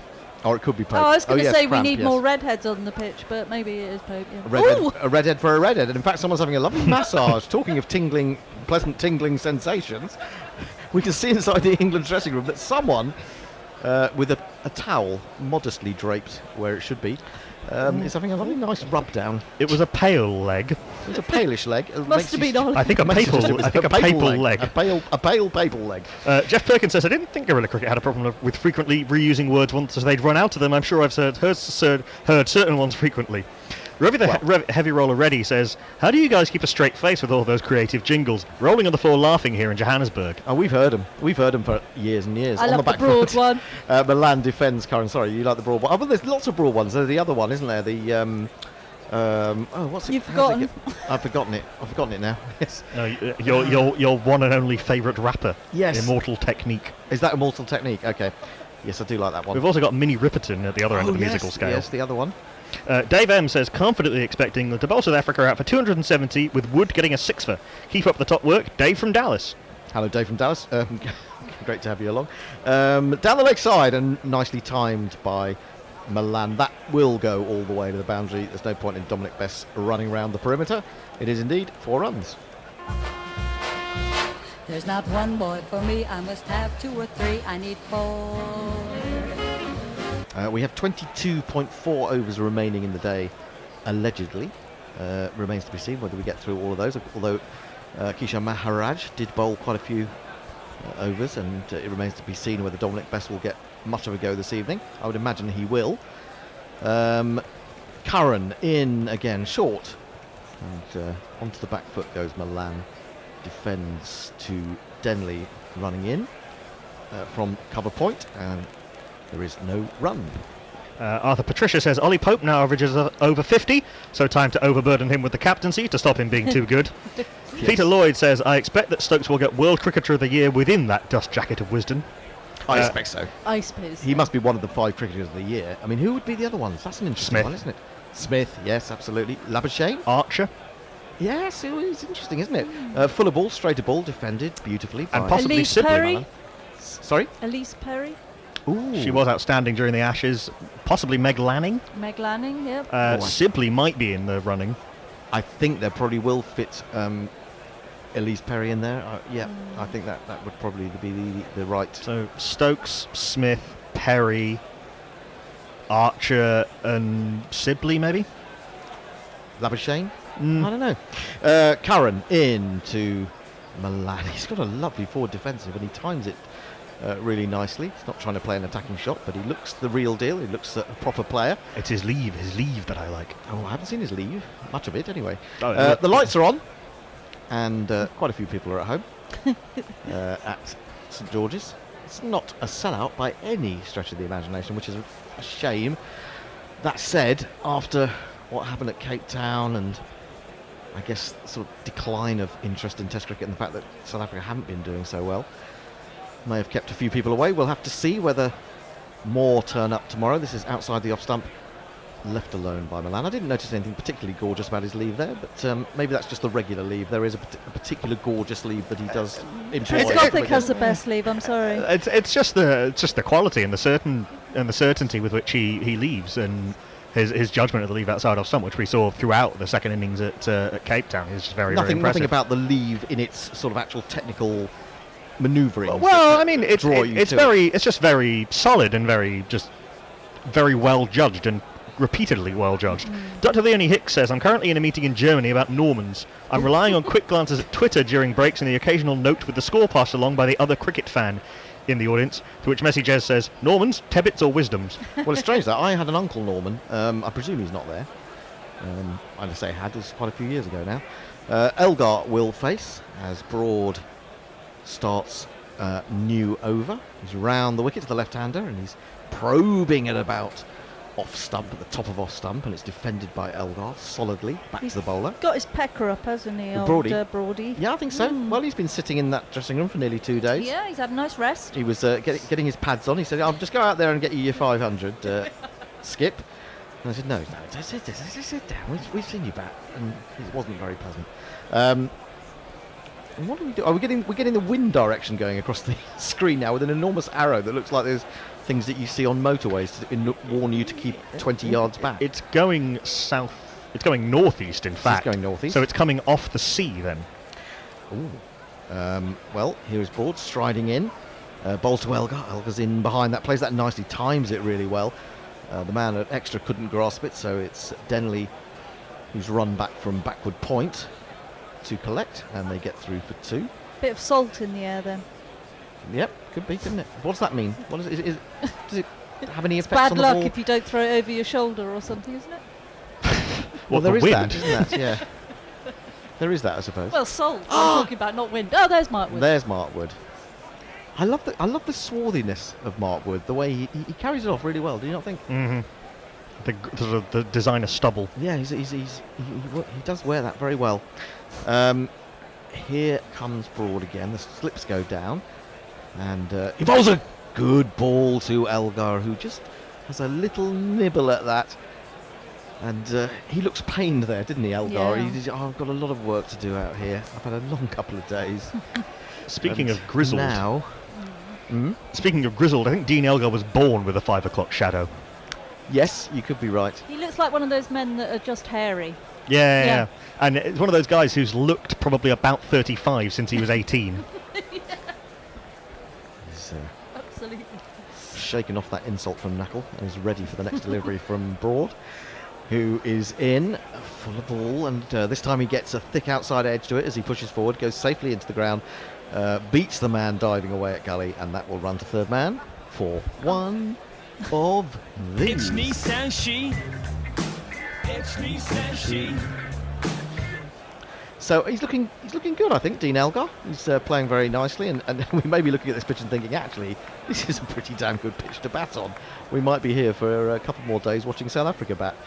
You never know. That would be the worst of all worlds in some respects. I mean, not for South Africa, obviously, but It would set up Joburg nicely. Well, it would, but from our point of view, just watching runs being scored By ad the team you're not infinitum. supporting. Well, not so much that. It's just, that if nothing happens in this innings, then the game's really over, isn't it? I mean, if they get, parity with England, it's pretty much the end of the game.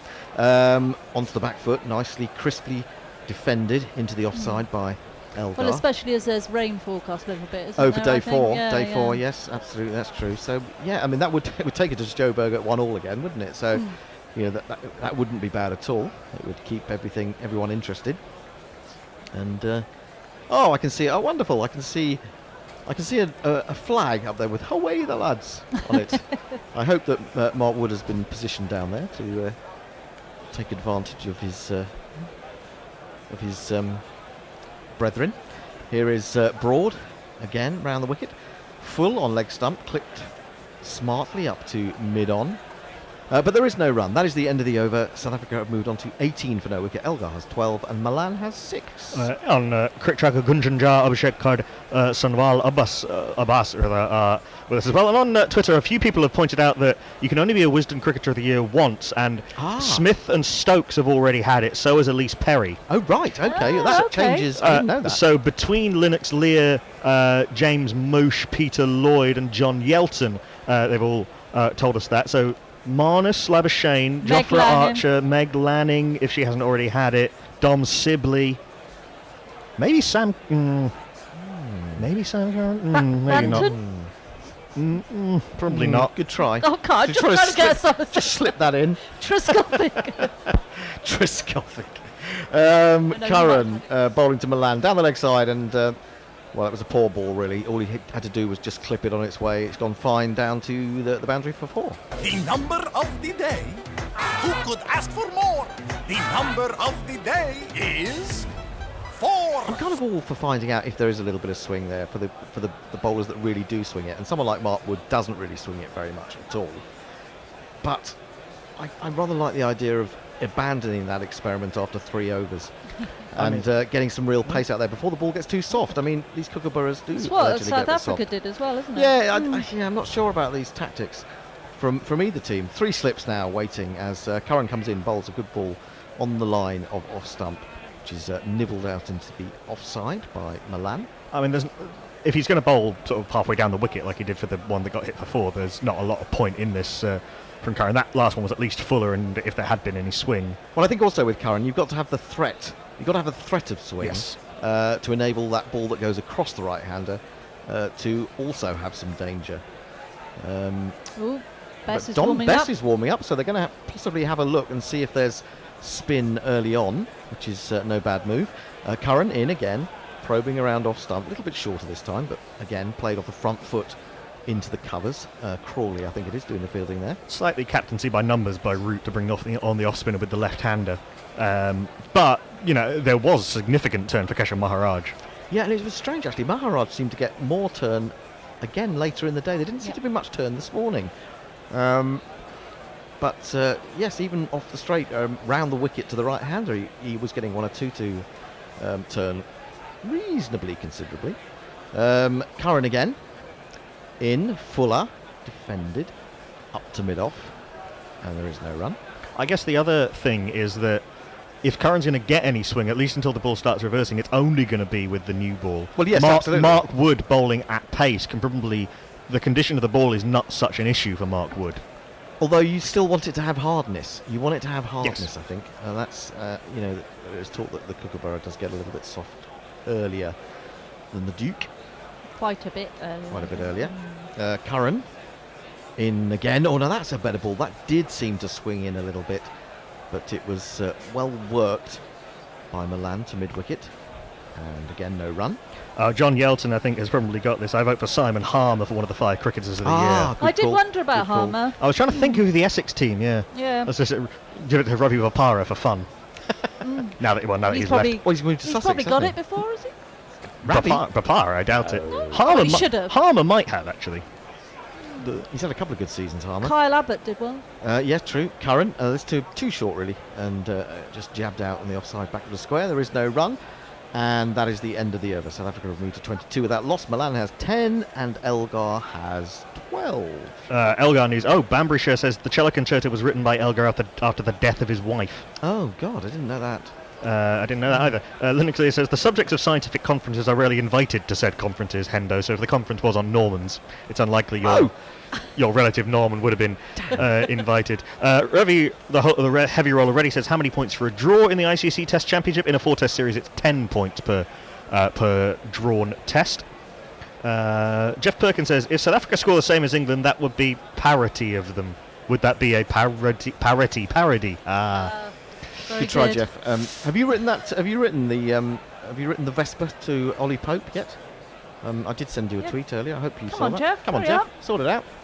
The wind is getting quite strong out there. You can see it billowing Stuart Broad's shirt. He's going to continue. 2 slips in the gully. A man at a short cover. And again, there's a little bit of movement away from the left-hander. And they opt against the single as it's played out backward of square. Denley hurling the ball in on the move. And it's backed up well at mid-wicket. Ravi the heavy roll already, again exhorting the South African batting lineup. This is the perfect platform for our newest batting order to perform. It's time for Hamza, Rossi van der Dussen and Milan to put a stake in the ground.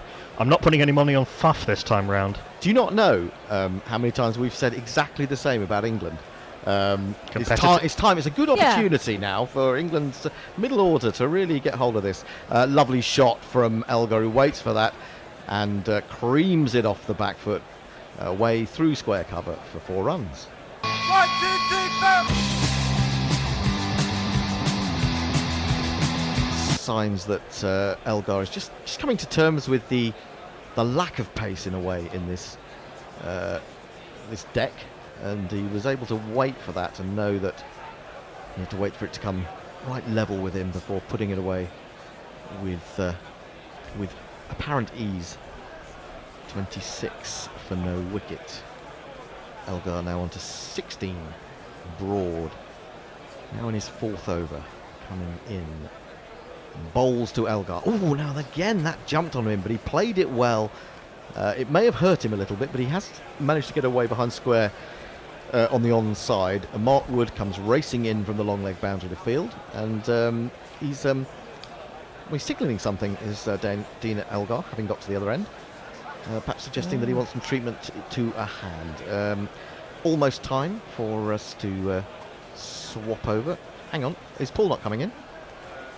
I changed it. I put Paul into the next one and Jason on the last 2 with me. While we're talking production, we've sighted the Broad leg cutter for the first time today. He ran his fingers down the side of the ball. I think it did stick in the wicket a little bit and might have hit Harmer low on the Elgar low on the bat, but Harmer on the brain. 27 for no wicket. Milan to face Broad. And Knuckles moving into the ball-by-ball chair very shortly.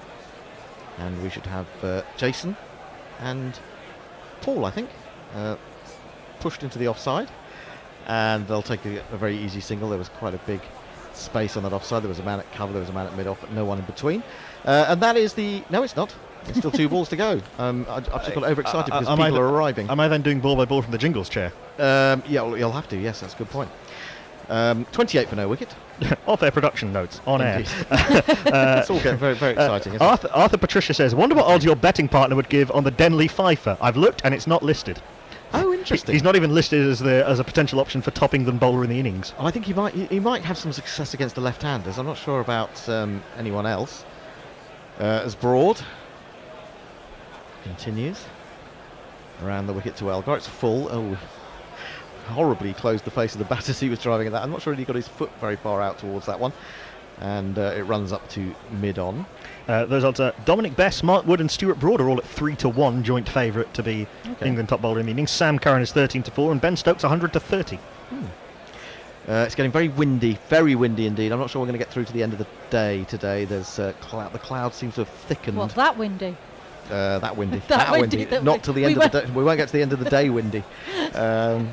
Great phrase that, isn't it? Oh, how windy is it? It's not to get through to the end of the day windy. Broad bowls a full ball and watched studiously by Elgar. That is the end of the over. We'll have some, some marketing and then we will have a change. The best things in life are free. Just like Gorilla Commentary, we need money. That's what I want. .com/Gorilla Cricket. We need money. I don't like the BBC. I prefer Gorilla Commentary. I want money. $20 for the archive. That's what I want. Or just buy a t-shirt. And buy a t-shirt, buy a hoodie, buy an apron, buy all of them. You're listening to Gorilla Cricket's coverage of England's tour of South Africa 2019-20. You join us half an hour or so into the final session of day 3. England made 499 for 9 declared, hundreds for Ben Stokes and an unbeaten 100 for Ollie Pope. 50s, 50 as well for who else got runs in that innings? Next highest was 44 jointly by Zach Crawley and Sam Curran, and Mark Wood had a lot of fun on 42. Keshav Maharaj got 5 for 17 billion. We do have a change at the Duck Pond end. It's where Keshav Maharaj wheeled away for those 58 overs, or most of them, and it is spin. The off spinner, which gives the game away rather, starts with the one that starts on middle, turns down leg and is nudged by Peter Milan for a single behind square, and the bowler in question was... Emerge from the county scene where hypnotizes rain. It's Dominic Bess, selected for the low test, the latest in a long line of sinners who turned out to be rejects.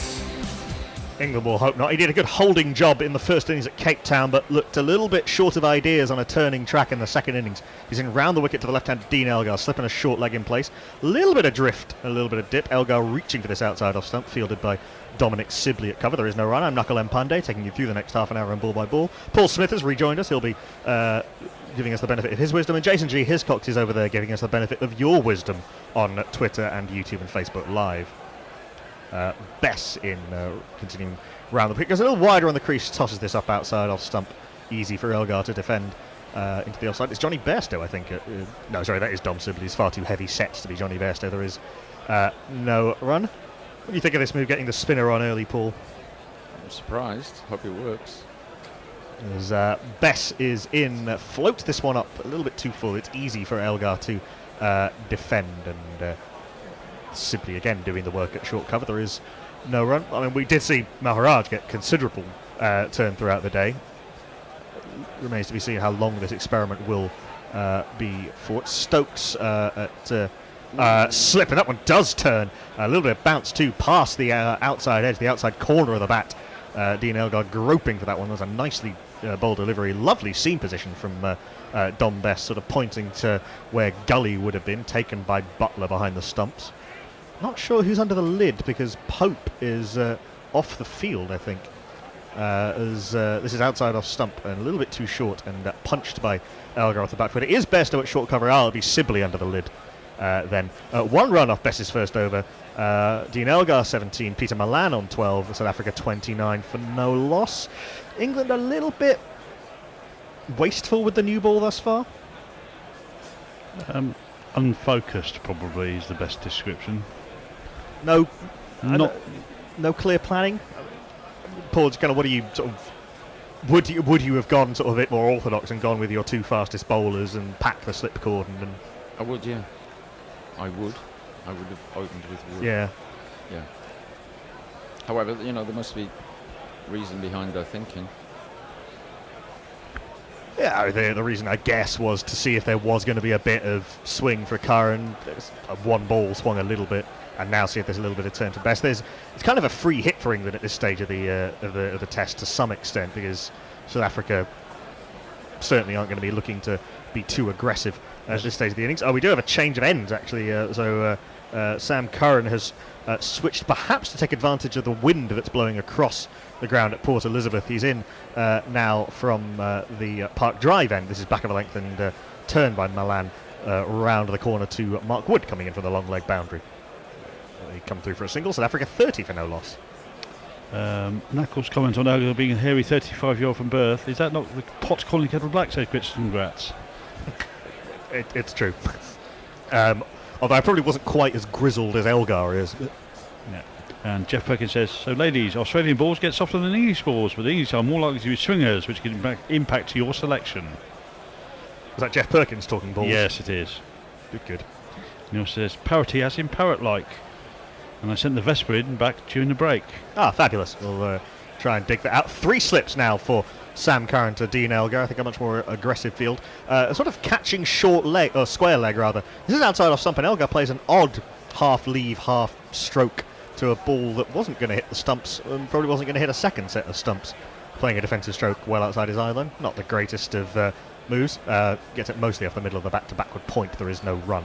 And continuing the conversation we had in the green room about Wisden Cricketers of the Year, Peter Lloyd says Harmer's a good shout. I thought he got it last year, but that was Beaumont, Burns, Butler, Curran and Coley. And also Bessie Jess says that Smith and Stokes were named in 2016. Down the leg side from Sam Curran, helped on its way by Dean Elgar, down to the very fine leg boundary for 4.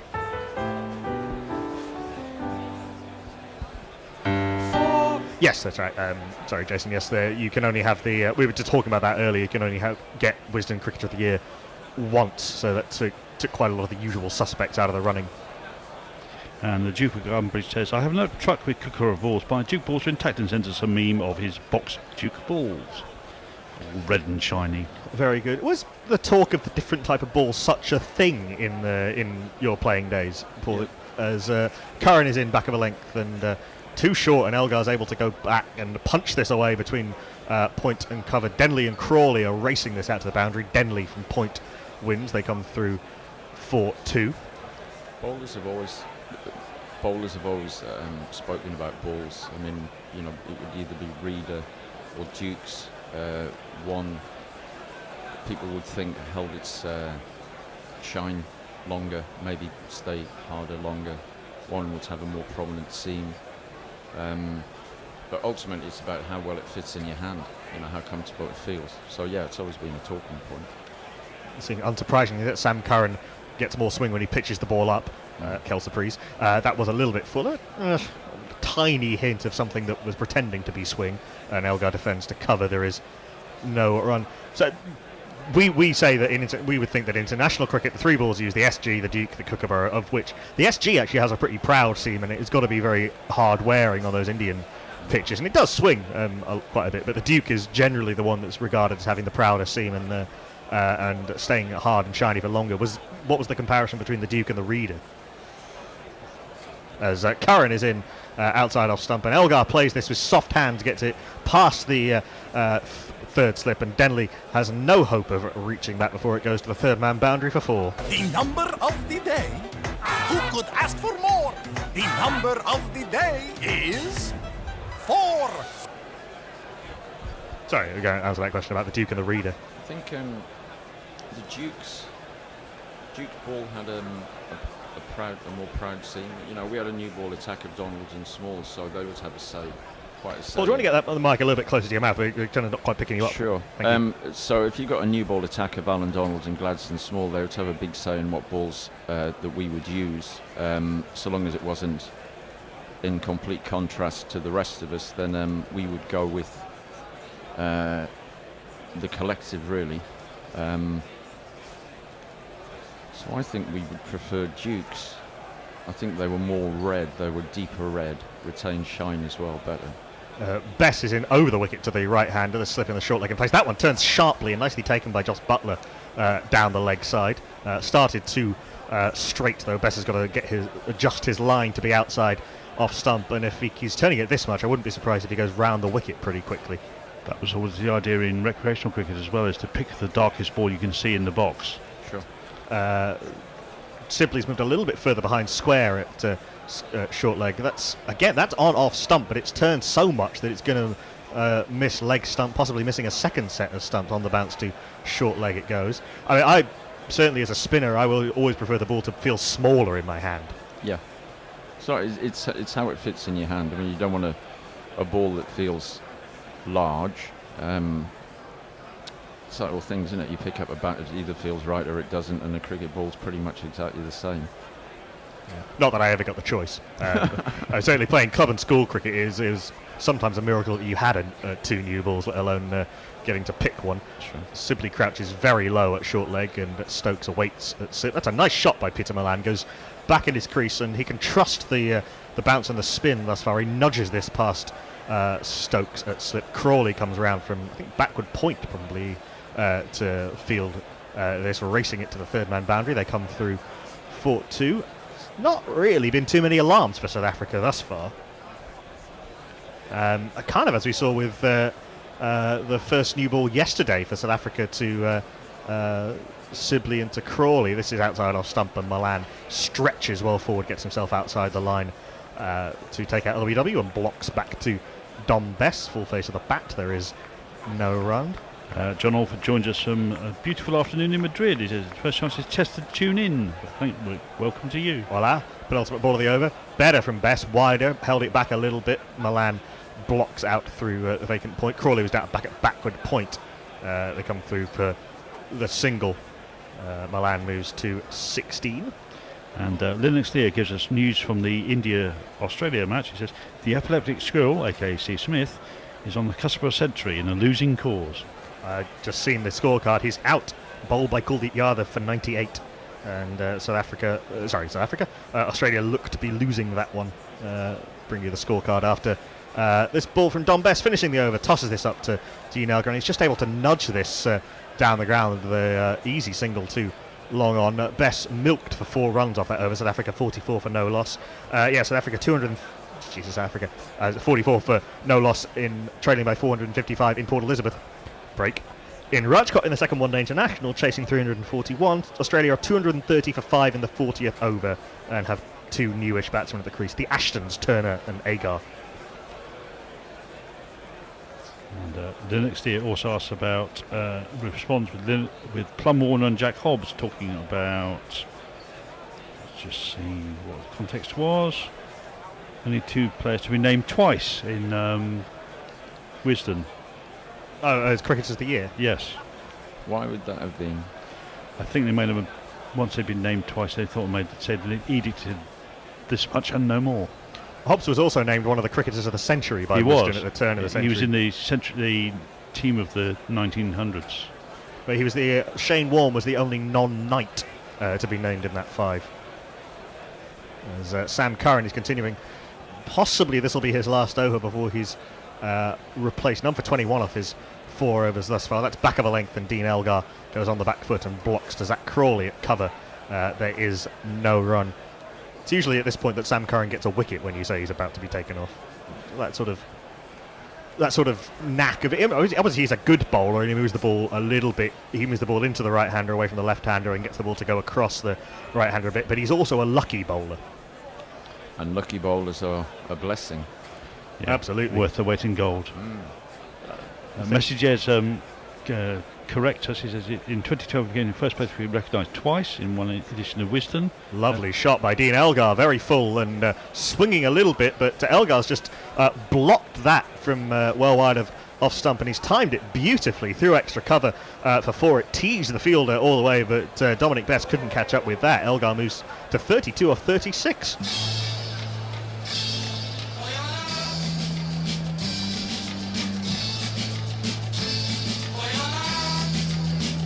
That was such a full half volley. It was almost a Yorker, but it was very well played by Elgar.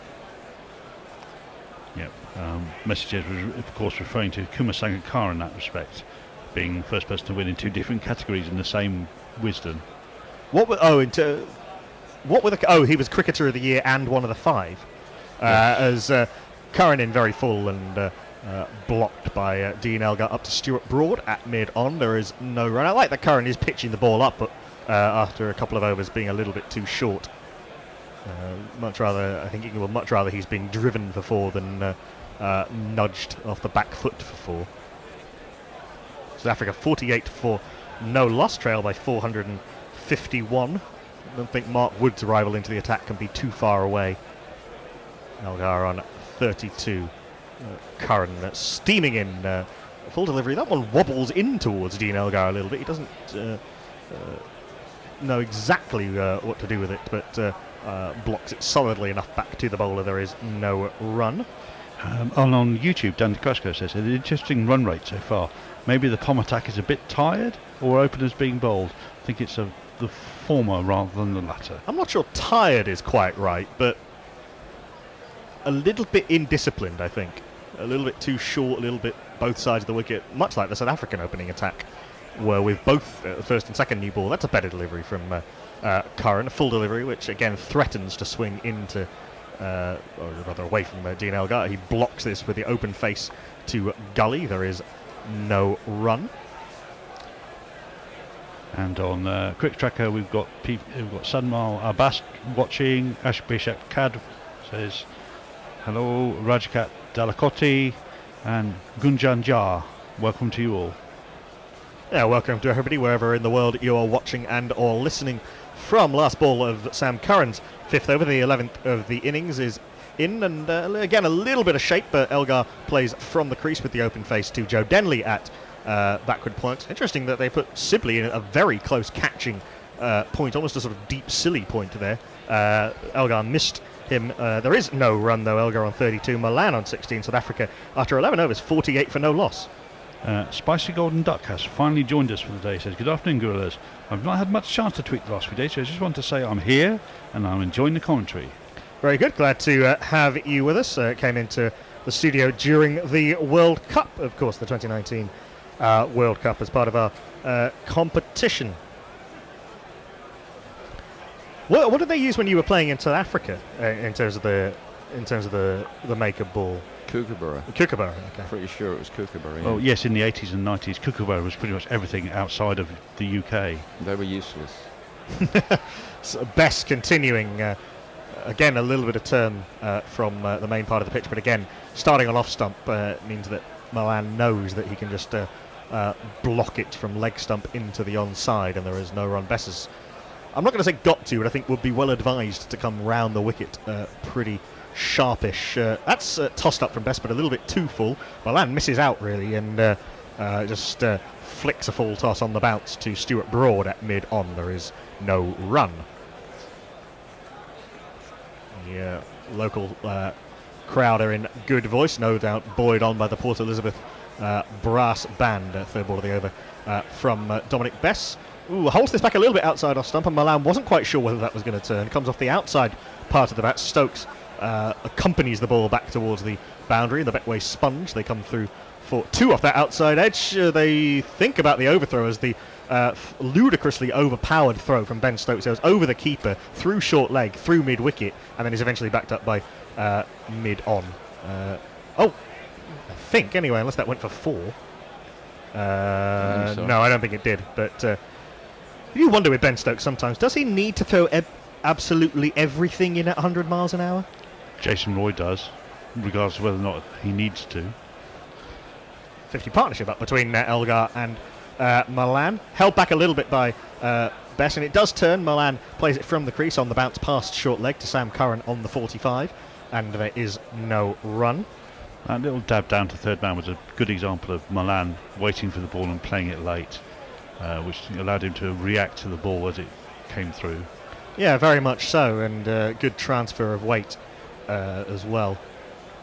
So you were not like I think a lot of bowlers. The only bowler I've ever heard being a fan of the Kookaburra bowl was Murali.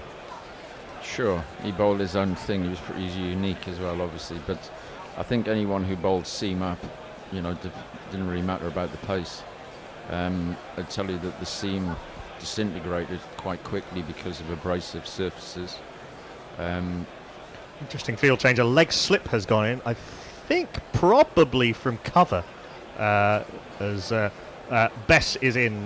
This one does turn sharply. Milan has to go back and watchfully defend to point. There is no run. I think the leg slip is a good option with the ball turning this much. Milan can't just now nudge it round the corner for a single. So there's 3 men around the bat as Dominic Bess comes in. Last ball of his third over. Tosses this up. Milan comes down the track, and they're appealing for a catch. I'm sure that Milan got to the pitch of that and blocked it back into the ground, but England are absolutely convinced that this is out and has been scooped up off the bottom of the bat. Umpire Rod Tucker has taken the ball, and they're going to go upstairs. If Milan's just wandered down the track and chipped an easy return catch back to Dominic Bess, this is an absolute giveaway. I'm not sure he actually chipped it. I think he might have hit his bat into the ground and the bat stopped and allowed the ball to just pop onto it. Seeing this now in slow motion, it's dipped very nicely on Milan. That's exactly what has happened. The bottom of the bat has hit the ground, and so the bat has met the ball on the up, and the simplest possible return catch for Dominic Bess. It's certainly not a no ball, and he has a first innings wicket. He's made the breakthrough, surely. Well, I can't see why we're seeing this again otherwise. Yeah, ball hits ground, bat hits ground, ball hits bat, comes up in the air. Simple catch for Dominic Bess, and it looks as though Peter Milan, in even more limp and innocuous fashion than Jos Buttler managed, has chipped a caught and bowled back to the spinner. He's gone for 18 off 32. Excuse me, and South Africa are kind of out of nowhere 50 for 1.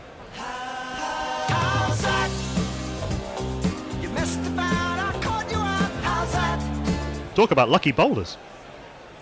Well, there you go. Get a wicket in unexpected ways. Yeah, so just you have to stay in the game. Just keep turning up. Yeah. Then you get a chance. Bess has bowled well enough. He's put it on a line and length, and he's trying to turn the ball as much as he ever does. But you can't exactly say that wicket was brought about by any great pressure. It was just a slight misjudgment of length from Peter Milan as he came down the track. He was marginally beaten to the flight. It was a little bit of dip, but he wasn't able to stop the shot or go through it. He didn't stop the shot dead or go through with the shot. He ended up just almost giving catching practice to Dominic Bess. But it does now bring in a man who's probably in a bit of pressure to get some runs nowadays, as by Hamza. Yeah, certainly. I mean, there's Temba Bavuma, of course, made 180 in first-class cricket just yesterday in an admittedly doomed cause. But South Africa's number 3 does indeed have a little bit of work to do. I am reasonably impressed with Zubair Hamza, more so than I think a few other people in this who've graced these seats through this series. I watched a fair bit of him during the India series, and he looked very sort of compact and competent, and I think he's a fighter, but he does have a slight technical weakness where he hangs a little bit leg side of the ball. We'll give him a jingle now. Presumably it's far too early for a night watchman, isn't it? We've got 14 overs left. One wouldn't imagine that there will be a night watchman at this stage, but we'll just hold off. Jason, you want to read some tweets while we find out? I would if there are any, but there are none. That is drinks, by the way. Peter Milan gone for 18 off 32 with 2 boundaries. Let me just check on YouTube to see if there's any further comments. I mean, in terms of sort of the energy that'll give England, there's not much better than a wicket out of nowhere just before a session break or a drinks break. Dan De Castro says these 2 remaining tests, the 3rd and the 4th, are very important to win. It keeps just enough at pace with Australia in the World Test Championship for England if they manage to get over the line in both of them. Yeah, yes, indeed. I think we're probably a little bit early to be worrying about that in the World Test Championships. Like, it is the South African number 3 who's to the middle, but he's not on strike. But as we sort of wondered, suspected, there is a change at the Park Drive end, and replacing Sam Curran is this man. Do you know Mark Wood? Yes, he is an England bowler, quite good and pretty quick. So just a normal guy. Of course, except for just one thing. What? He thinks that he's a horse. Right. What? He the last time he played Test cricket for England was back in St Lucia in February 2019, and he won England that Test match with a fifer, but he hasn't played a Test match since. He's in round the wicket to Dean Elgar off his lengthened run-up, back of a length and into the body of Dean Elgar, up at 89 miles an hour already, and Elgar blocks back to Mark Wood, and there is no run. Wood fresh off having a lot of fun with the bat, which will no doubt make him feel very good and very confident. Sort of like Mitchell Johnson. When they used to say about Mitchell Johnson, if he'd got runs, then watch out, because he would his tail would be up and he'd be steaming in with menace and intent. Wood not in that class as a lower order hitter, but pretty handy. He's into Dean Elgar, goes wide on the crease, and Elgar is a little bit rushed by that one as it's shortened into the body, blocked by Elgar into the leg side. There is no run. There's no one in short under the lid, either short leg or maybe a leg gully or something, which I'm a little bit surprised by, I have to say. And it's only taken 2 balls for Mark Wood to throw himself to the floor. Oh yeah, that wasn't quite as dramatic as we've seen from Mark Wood, but he does spend a lot of time falling over. In comes Mark Wood, past umpire Bruce Oxenford, round the wicket, goes wide on the crease, and again Dean Elgar made to hop and hurry by a short ball that's into the body. He defends it down in front of him, though. There is no run, 145 kilometres an hour from Mark Wood on that occasion. It doesn't take long to get up to top speed. That was just over 90 miles an hour. Chief Ship Scott has joined us. He said, took us for a walk, got in, wickets falls. Glad to see it doesn't happen again when England are batting. And Brian Barish asked us, are we doing the Women's T20 World Championship? The Women's World T20, as Mark Wood is in, slip in a gully and sort of short mid-wicket in place, and a man kind of at deep leg gully really on the 45. He's in quite close. It's to the man at mid-wicket by Dean Elgar off the back foot, and there is no run. Watch this space. We have no coverage plans for it at the moment, but watch this space. Seeing Mark Wood's run up, and I think he's lengthened it certainly since we saw that during the World Cup and before the ODIs before that, but he's introduced a sort of, I remember like Morne Morkel used to do that very quick turn at the end of his run, and I think Mark Wood's got a little bit of that. Well, he used to have that strange, he stepped back then stepped forward to start his run up. It was very jerky. Genuine bouncer from Mark Wood, and Dean Elgar ducks under it through to the keeper. It goes 148 kilometres an hour, Mark Wood. Moving smoothly through the gears. Oh yeah, he used to sort of set off like one of those sort of pullback cars. It's a sprinter start, really. Yeah, and it used to break him. Which famously he developed because his hometown's nets were too short for him to come off a full run. Well, that's apocryphally the reason why Morne Morkel does his run around at the end of his run up as well. He would start walking the other way back towards the back of the net and then turn around and start running in. There's a lot of leg to untangle with Morne Morkel. Last ball of Mark Wood's first over is short, and it's hit Dean Elgar somewhere people do not want to be hit, I think, and it thumps out into the offside. Dean Elgar's dropped the bat. I think the arm may have got in the way of the unmentionables, which I don't think Dean Elgar is particularly happy about. A very lively first over from Mark Wood, and made in South Africa 50 for 1. Whilst they're worrying about Dean Elgar, you'll just drop into a conversation between Ruth Ramsden and our own Gary Naylor about keepers. And he said, both Butler and Best have been given countless chances, diverted so, they're fine players, but who did Folkes offend? He's a better keeper than both of them, and he's done more than contributed with the bat. Well, he did in his first season, but Last year wasn't a particularly good season for him in a not particularly good performing Surrey side, and that probably put him towards, well, he stagnated whilst the others moved forward. To some extent, although I don't think Johnny Bairstow's done himself any favours in Test cricket. I certainly think he will go to Sri Lanka, I'm fairly sure. The man with the magic spray is out. God only knows if that actually does anything. Probably just numbs the arm long enough for the painkillers to take effect. But Dean Elgar, who is a very good Test opener, but does get hit on the gloves and the arms quite a lot. He's got very low hands, and he doesn't always get out of the way. Well, doesn't always try to get out of the way, but on that occasion it was very much involuntary, as we see Peter Milan basically yorking himself and chipping a catch back to Dominic Bess. And Hombre Nuevo gives us much love for the Mark Wood jingle, which has been sadly missed. Yeah, haven't seen that since the World Cup final, which he limped out of with a side strain. Dean Elgar is taking his time, of course, as you would towards the end of a day's play. I can't imagine facing Mark Wood in fading light is that much fun. He's got some pace, hasn't he? He's got some pace, and he's also very skiddy. Sort of one of those bowlers who's it's as though you can't duck his bouncer very easily. Who would have been the person you would least like to face in your era, Paul? Would it have been Devon Malcolm, Michael Holding, Michael Marshall? Where do you want me to start? Sylvester Clarke, Wayne Daniel, Imran Khan, Garth LaRue. Well, that's a panoply of people you don't want to look at all, isn't it? I mean, wherever you went, Wazim Akram, Patrick Patterson. Well, it was the era when you had a good West Indian pretty much at every county. Wakar Yunus at Yunus at the Oval. Well, the problem with Imran is that certainly in his younger days, if it's fading light, you can't actually see him when he starts his run-up. Coming up the hill at Hove, yeah. I mean, there was, everywhere you went. I mean, it was a privilege to go to Headingley because they didn't have overseas players. And the biggest thing you had to fear was bowling at Jeff Boycott, who was more than likely going to block the pants off it. Great tradesman, but there were no quicks at Yorkshire, really. Paul Jarvis had good wheels. So wherever you went, there were quick bowlers.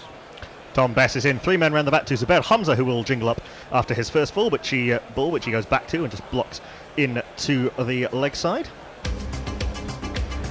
Zubair Hamza describes batting like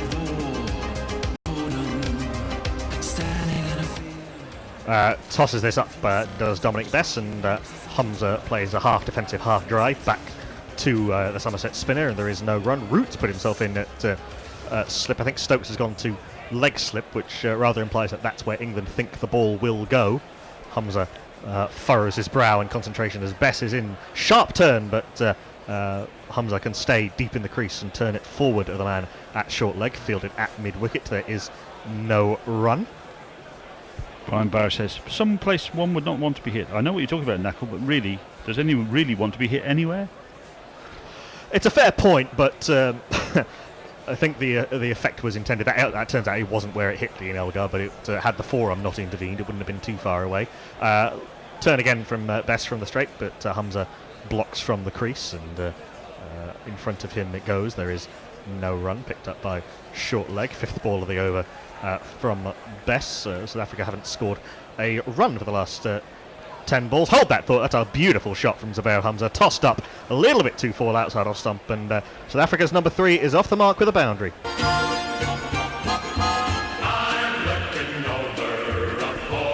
Beautifully blocked, driven out into the extra cover region. Slightly too full from Dominic Bess, and Zubair Hamza does not miss out on the full half volley. He's on for South Africa, 54 for 1. And message informs us that Rohit has just suffered a really nasty arm injury whilst fielding. So it's not just in South Africa that people are troubling. A slightly mad LBW appeal from Dom Bess. That was tossed up outside off stumps. Hamza stretched forward, but I would wager that's turning so much that it's missing leg stump by quite a distance. If it didn't hit him outside the line of off stump, it probably hit him maybe in front. It might have hit him outside the line. It's probably turning a stump or so past leg stump. Yeah, it's hit him in front of the middle stump, and with the ball turning this much, no umpire's going to give that out. LBW in England don't bother reviewing it. 4 runs off Dom Bess's Fourth over, he's 1 for 11. South Africa 54 for 1, trailing by 445.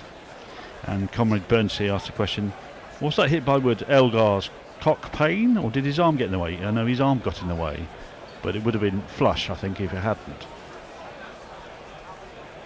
Seeing this LBW appeal, it hit him on off stump and is turning way too much. And pretty much everybody knew that, even while appealing. Wood continues to Elgar, who he hit off the last ball of his last over. Elgar blocks hurriedly back to him and then rips the bottom hand away from the bat, dribbles back to the bowler. There is no run, 92 miles an hour from Mark Wood. Free spirit sort of gambling happily around this St George's Park. He's still a bit discomforted by that hit. It's taking this spray a little while to do its magic work. I reckon that spray's more psychological than anything else. I think you may be right. There's two men back on the hook for Elgar. He turns this nicely, though, off his toes, but finds Dom Sibley set at sort of catching square leg, and there is no run. So it's an interesting field that's been set. So we've got the slip, the gully, the backward point, the sort of extra cover come wideish mid-off. So far, so normal. We've got long leg, or fine leg really, a man at deep leg gully, a man at square leg, probably halfway back to the boundary, a man at catching mid-wicket, and a man at mid-on who's quite straight. So Wood is bowling for the ball that Dean Elgar plays aerially through the leg side behind square, a little bit like both of England's openers, how they got out. That's nicely played though by Elgar. He stands up tall and rides the bounce and nurdles it round the corner. So Ollie Pope, who's back on the field. So presumably Johnny Bairstow can go back and sulk on the balcony. There is no run.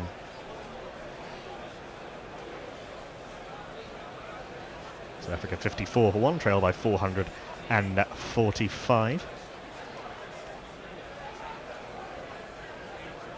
Mark Wood does give the impression of just being happy to be playing Test cricket again, which is lovely to see. One of those guys who does seem to enjoy his work. He'd be a cult hero if he wasn't so good. He turns and steams in round the wicket to Dean Elgar. Bowls outside off stump, and Elgar plays this right under his eyes, and it squirts off the outside part of the bat to Joe Denley at backward point. There is no run. 151 kilometres an hour from Mark Wood, one of the fastest balls we've seen all Test, and closing on 94 miles an hour.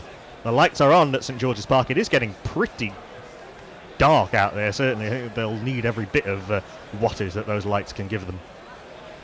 In the same manner as you bowlers you didn't want to face, who was sort of the most cult, unappreciated cricketer that you saw, Paul? Gee, I'd have to think about that. Wood is in. Elgar is squared up by this as he tries to turn it into the onside. It squirts off the leading edge into the offside to cover. There is no run. Maybe put it another way, a player who necessarily maybe didn't get the plaudits, but everyone on the circuit recognised that guy's really good. I'd have to think about that as well. There were plenty. I mean, you know, I don't think you play first-class cricket for any length of time unless you can play. And I think teams like this see local kids playing for their local team. Last ball of the over from Mark Wood, yet to go for a run, and still yet to go for a run as he strikes Dean Elgar somewhere else just for fun. Strikes him on the right thigh as Elgar tries to work it into the leg side. He's giving the experienced South African opener the hurry up. Elgar was 32 off about 29 balls. He's now 32 off 52 balls. South Africa 54 for 1. We'll have a shift around of personnel, and we'll have a beg for money. Yep, you owe us all right. You think this alternative cricket commentary stuff comes cheap? Well, we need some dollar bills to help pay our bills, so please go to patreon.com/GorillaCricket and sign up to make a regular monthly donation. You know there is literally nothing like Gorilla Cricket's coverage, so don't be tight. Dip into your virtual pocket and throw some cash our way. See, Rihanna knows. Patreon.com/Gorilla Cricket. Pay me what you want it. And as Rihanna warbles into the distance, Hamza takes a single, going back to Dominic Best as he starts a new over, works it through mid-wicket, and he moves on to 5. Elgar has been taking the bruises but he's battling away. He's more than a nugget, much more than a nugget. Dean Elgar, I think he's disparaged in many ways. He's played some already very pleasant shots today. And South Africa have moved reasonably comfortably onto 55 for 1. Strange dismissal of Milan, caught and bowled. This is played or steered really to mid-wicket where Dominic Sibley fields, as the click in the background is the Bear opening his 28th can of IPA. Only 28? Yeah, it's 28.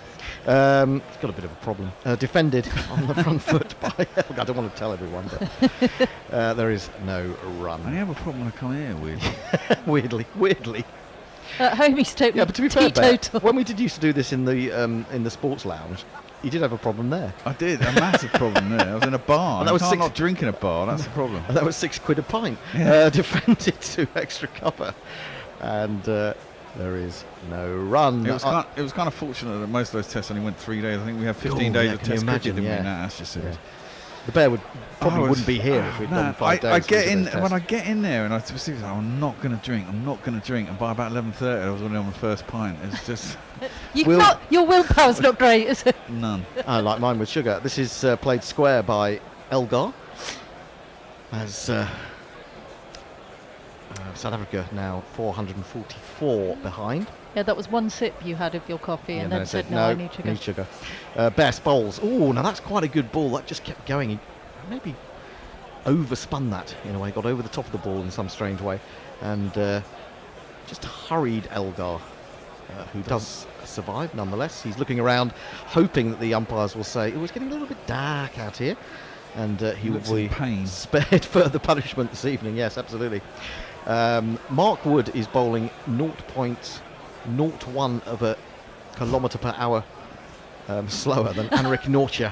That was cleverly worked out by me. Fastest bowlers in this test match, 148.8 from Nortje and 148.7 from Mark Wood. Similar bowlers in the sense that they're quite stocky. They're not immensely tall. I suppose Nortje is possibly a little bit taller. And then Kagiso Rabada at 148.1. So you would imagine that he was the main enforcer, but a little bit slower than those two. Mark Wood it is who has the ball in his hand, just tossing it from right to left. And he's going to come in to bowl to Hamza. There's a slipper gully and a forward short leg. Oh, wow, that's vicious. He did not like that at all. It rose into his rib. There was nowhere really for him to go. It just kept coming towards him. He couldn't get inside, he couldn't get outside. And he's pretending that he couldn't see that. He's basically saying he didn't see it. I didn't see it, please, let me out of this. Oh, he's played it pretty well, actually. I thought it came off his chest, but he's kind of got it to ground just by taking the bottom hand off and prodding it with the handle of the bat as much as anything. That really has risen on him. He didn't like that at all, did he? Look how deep in his crease he'd gone as well. He's in again, and he didn't like that either. That sped past as he tried to get inside it. 150k. Now that is the fastest we've had in this match. 93. Really ramping it up in the gloom of Port Elizabeth, and also getting that to just do a little bit off the pitch as well. Hamza did really well to get his hands down and out of the way of that. It's bloody dark. It does look pretty dark. I think they may put an end to this within a couple I think of balls. our stint might be It curtailed. might be very short. Yes, yes. He wants another ball at him. He's got a man coming in at silly point now as well, and he's got right between him there. He was backing away to square leg, really, which is not a good look for a number 3 batsman. Got an inside edge, and it's flown down to the boundary for 4. He's grinning.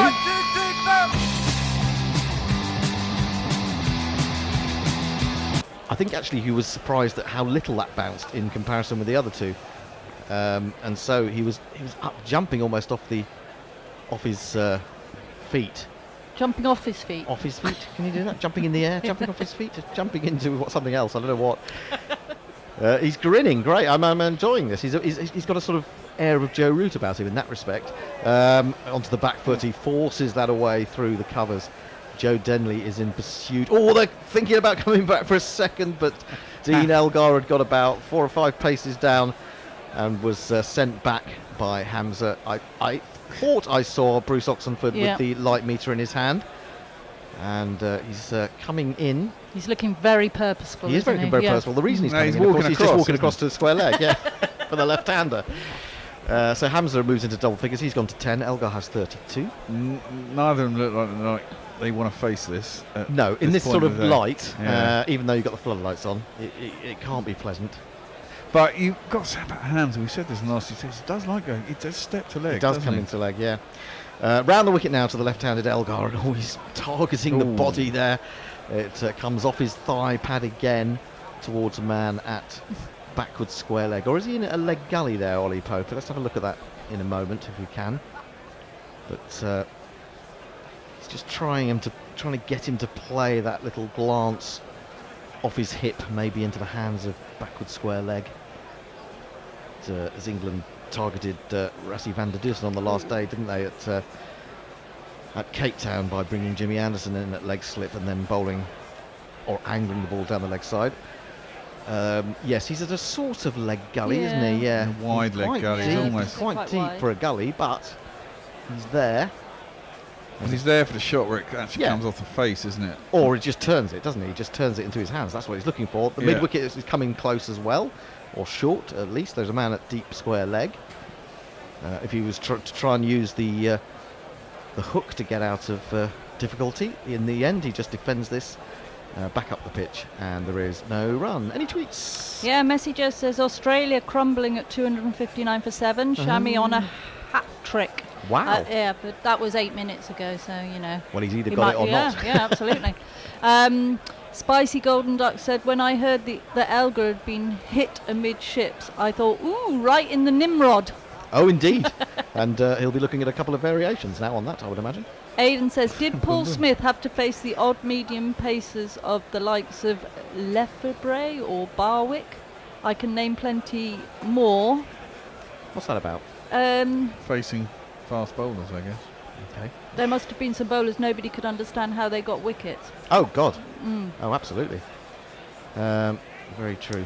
60 for 1. Jamie Cook said Wood over Archer, and I love them both, but he's a quicker bowler. Well, he's quicker, but he doesn't get the bounce lift with such a lack of effort. He has to really put it in to get the bounce. Yeah, and it shows on his body, doesn't it? Absolutely. Yeah. I mean, the man has only played, he's only playing his 14th test since he made his debut pretty much 5 years ago. I can tell you Shami didn't get a hat-trick. Okay, thanks for that. Dominic Best going to stay round the wicket to the right-hander. He's got 3 men round the bat, and he's in. Bowls to Hamza, who gets right forward and covers the spin, defends it back to the bowler. I like this round the wicket. Yeah, I think it's a good move because he's also got that opportunity to push it across him and maybe get the push slip across catch. it, and you can get it to, if it pitches in line and straightens, you still get the LBW. Yep. Sort of slip a leg slip and a forward short leg, and he's trying to induce him to just nibble that away off his pads and into the waiting hands of Ben Stokes at leg slip, but he resists the opportunity to do so. And I think he wants to stay up this end, really. I think he's been very much more happy facing Dominic Bess, who is in. He goes back. Oh! Pad, they've gone up for an appeal. They've gone up for the catch at short leg, and Hamza's walking. The umpire didn't give it. But that was because Hamza was already on his way. Kudos, and man. That is amazing stuff. Dom Bess has a second wicket, 2 for 12. Pope takes the catch. What a day it's been for him. South Africa 60 for 2. Somerset. There's a little inside edge there. Yeah, I thought that was hopeful from England, but a very definite inside edge there on the replay. They all knew it. Hamza knew it. And Oxenford didn't have to give the decision because he was on his way. Well, Hamza's not had a good little season, has he? Really? No. Test series, really? He doesn't look. To me, he doesn't look like a test number 3. Maybe not what I've number seen. 3. Yeah, maybe he's a place or two too high. That might be something they have to think about. Yeah, not like England. We've got our team set now. Well, it's amazing how it's settled in. I'm so shocked. I mean, you thought in the first test, you thought with all that illness in the side, you thought it was going to completely fall apart. The whole thing was going to tits up. And even on the first day of the second test, 265, it's fucking nowhere near enough, is it? And then it all turned around. It's quite amazing. Yeah, well, I mean, really, in that South African first innings, it was best getting rid of Elgar. Really, I think that was the the crucial moment. Yeah. I mean, I honestly, I don't think he bowled that well in that in the last test. I thought a lot of the time he was too full, I think especially he's right perfect. I know you do, but I'm just speaking from a spinner's point of view. And I thought he was a little bit too full, but he did. The 2 wickets that he got, because he got Elgar in the first innings, he got Faf du Plessis in the second innings. 2 really big wickets to get. Absolutely, yeah. And you He'll know, be happy with that. Exactly, and I would be as well, you know. It's all those spinning wickets in Exeter that did it. Well, we've got we've got a night watchman. Night watchman again. Of course, last time he was night I watchman, bet he Woody batted really well, didn't he? I bet Woody Lynn, boy, enjoyed bowling at him, mate. I don't think Woody's going to get a very long chance to bowl at him. No, I don't. But he might get 1 or 2 balls before they call it off. They might, if he comes in, they may well decide to. Yeah, best of 40 at Centurion. Shall we have his jingle?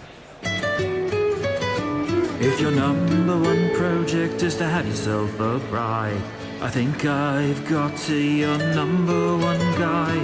He was bought by a franchise when he was buying meat.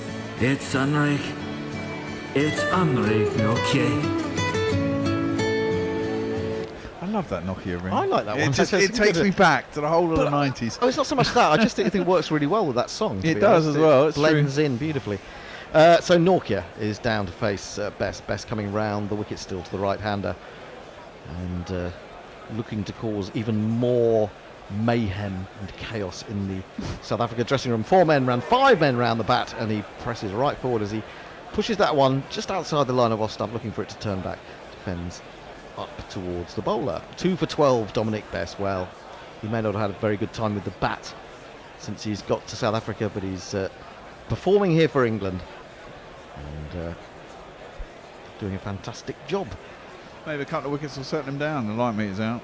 Light meter's out. So presumably he takes a reading, and then if it gets worse when he takes the next reading, unless they've already taken a reading that we didn't spot. 6 men round the bat and worked to shortish mid-wicket. And Dominic Bess is loving his work at the moment. He's got a massive grin on his face. It's almost as if he's walked into a bar and saw Annie Chave sitting there waiting to interview him. Oh, very God, happy yes, man. I'm sure he'd be delighted. Bess again into Nokia, and Nokia defends to the man at short leg. 60 for 2. Elgar 32. Nokia yet to get off the mark. That light meter looks a bit like what is it? Thingy's Bear's vape.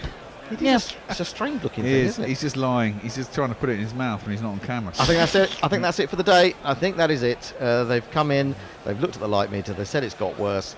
And, well, England won't be too disappointed by that because they've had an absolutely I think there's rain as well. fantastic Look, day. there's Oh, there rain. is a bit of rain in the air as well. We can see close-up floodlights and we can see a bit of drizzle. So a day that started with rain is going to end with rain.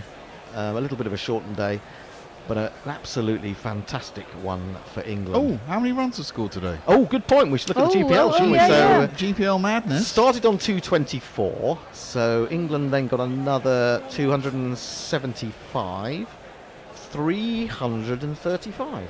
335. You're certain about that? I'm impressed. No, 300 and... Yeah, 335. Well, if it's over 300, it's fine. Cause, okay. Well, that's the close enough. highest guess today, estimate, Yes. was 294 by Badger there you go. 1965. Badger, unlucky Badger. Unlucky Badger. There you go. Well, Dominic Bess is getting applauded. No, Ollie Pope, I think, is getting the plaudits of the England players as he leads them off. And what a day for him. It was a maiden test century, and it had everything, didn't it? It had everything. It had glorious shots reminiscent of Ian Bell.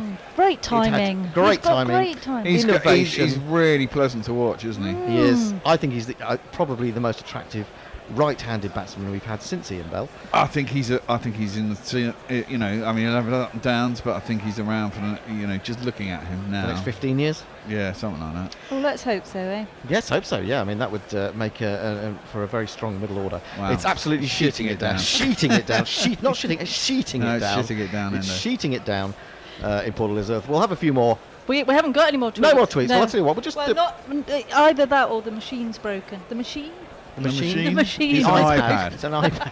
You're even worse than Hendo. The oldie worldy iPad. To have to deal with you people, it's just not much fun. Listen, man.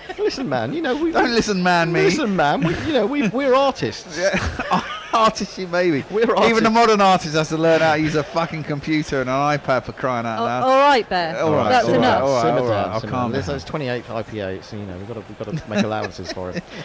So yeah, Elgar remains 32 not out. Milan caught and bowled Best for 18, strange dismissal, and then Hamza went caught at short leg by Ollie Pope for 10. Broad, none for 18. Curran, none for 25. Best, 2 for 12. Wood, 3 overs of fearsome pace, none for 5. But earlier England advanced to 499 for 9 declared. In their 500th of the World Test match.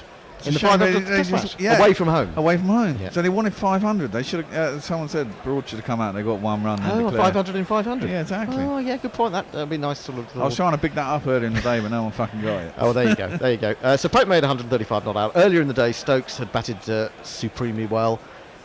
Almost looked like it was too easy for him at times. He eventually made it to 120. Mark Wood batted really nicely as well. 42 with 5 sixes, was it? 5 sixes. Poor old Maharaj, who ended up taking quite a few wickets. 4, I think it was. But 5. No, he got a 5. I got a 5 in the end. 5. Oh well, that's just a reward for him. But he also went for an awful lot of runs. Nearly 200. I'm not exactly sure how many it was. No, I'm going to give you it. Okay. Shall I get the scorecard up? Get it up, and you can. Yeah, I can sort of. You can fill us in with a little bit more, with a bit more detail. I can do. England's innings. Yeah, no. Pope's 139, and then Maharaj was 5 for 180. So his average actually was 35. Which is pretty much what his average is, actually. Yeah, exactly. That's what I was saying. It wasn't, it was looking bad at 1 for 110, but 5 for 180 dragged it back, and actually, and he bowled 58 overs. Yeah, a 58 overs. Lot of work, man. 15 maidens, 500. I mean, there was a point. I mean, he's ending up. His economy at the end was 3.1, but there was a point this morning and a point yesterday.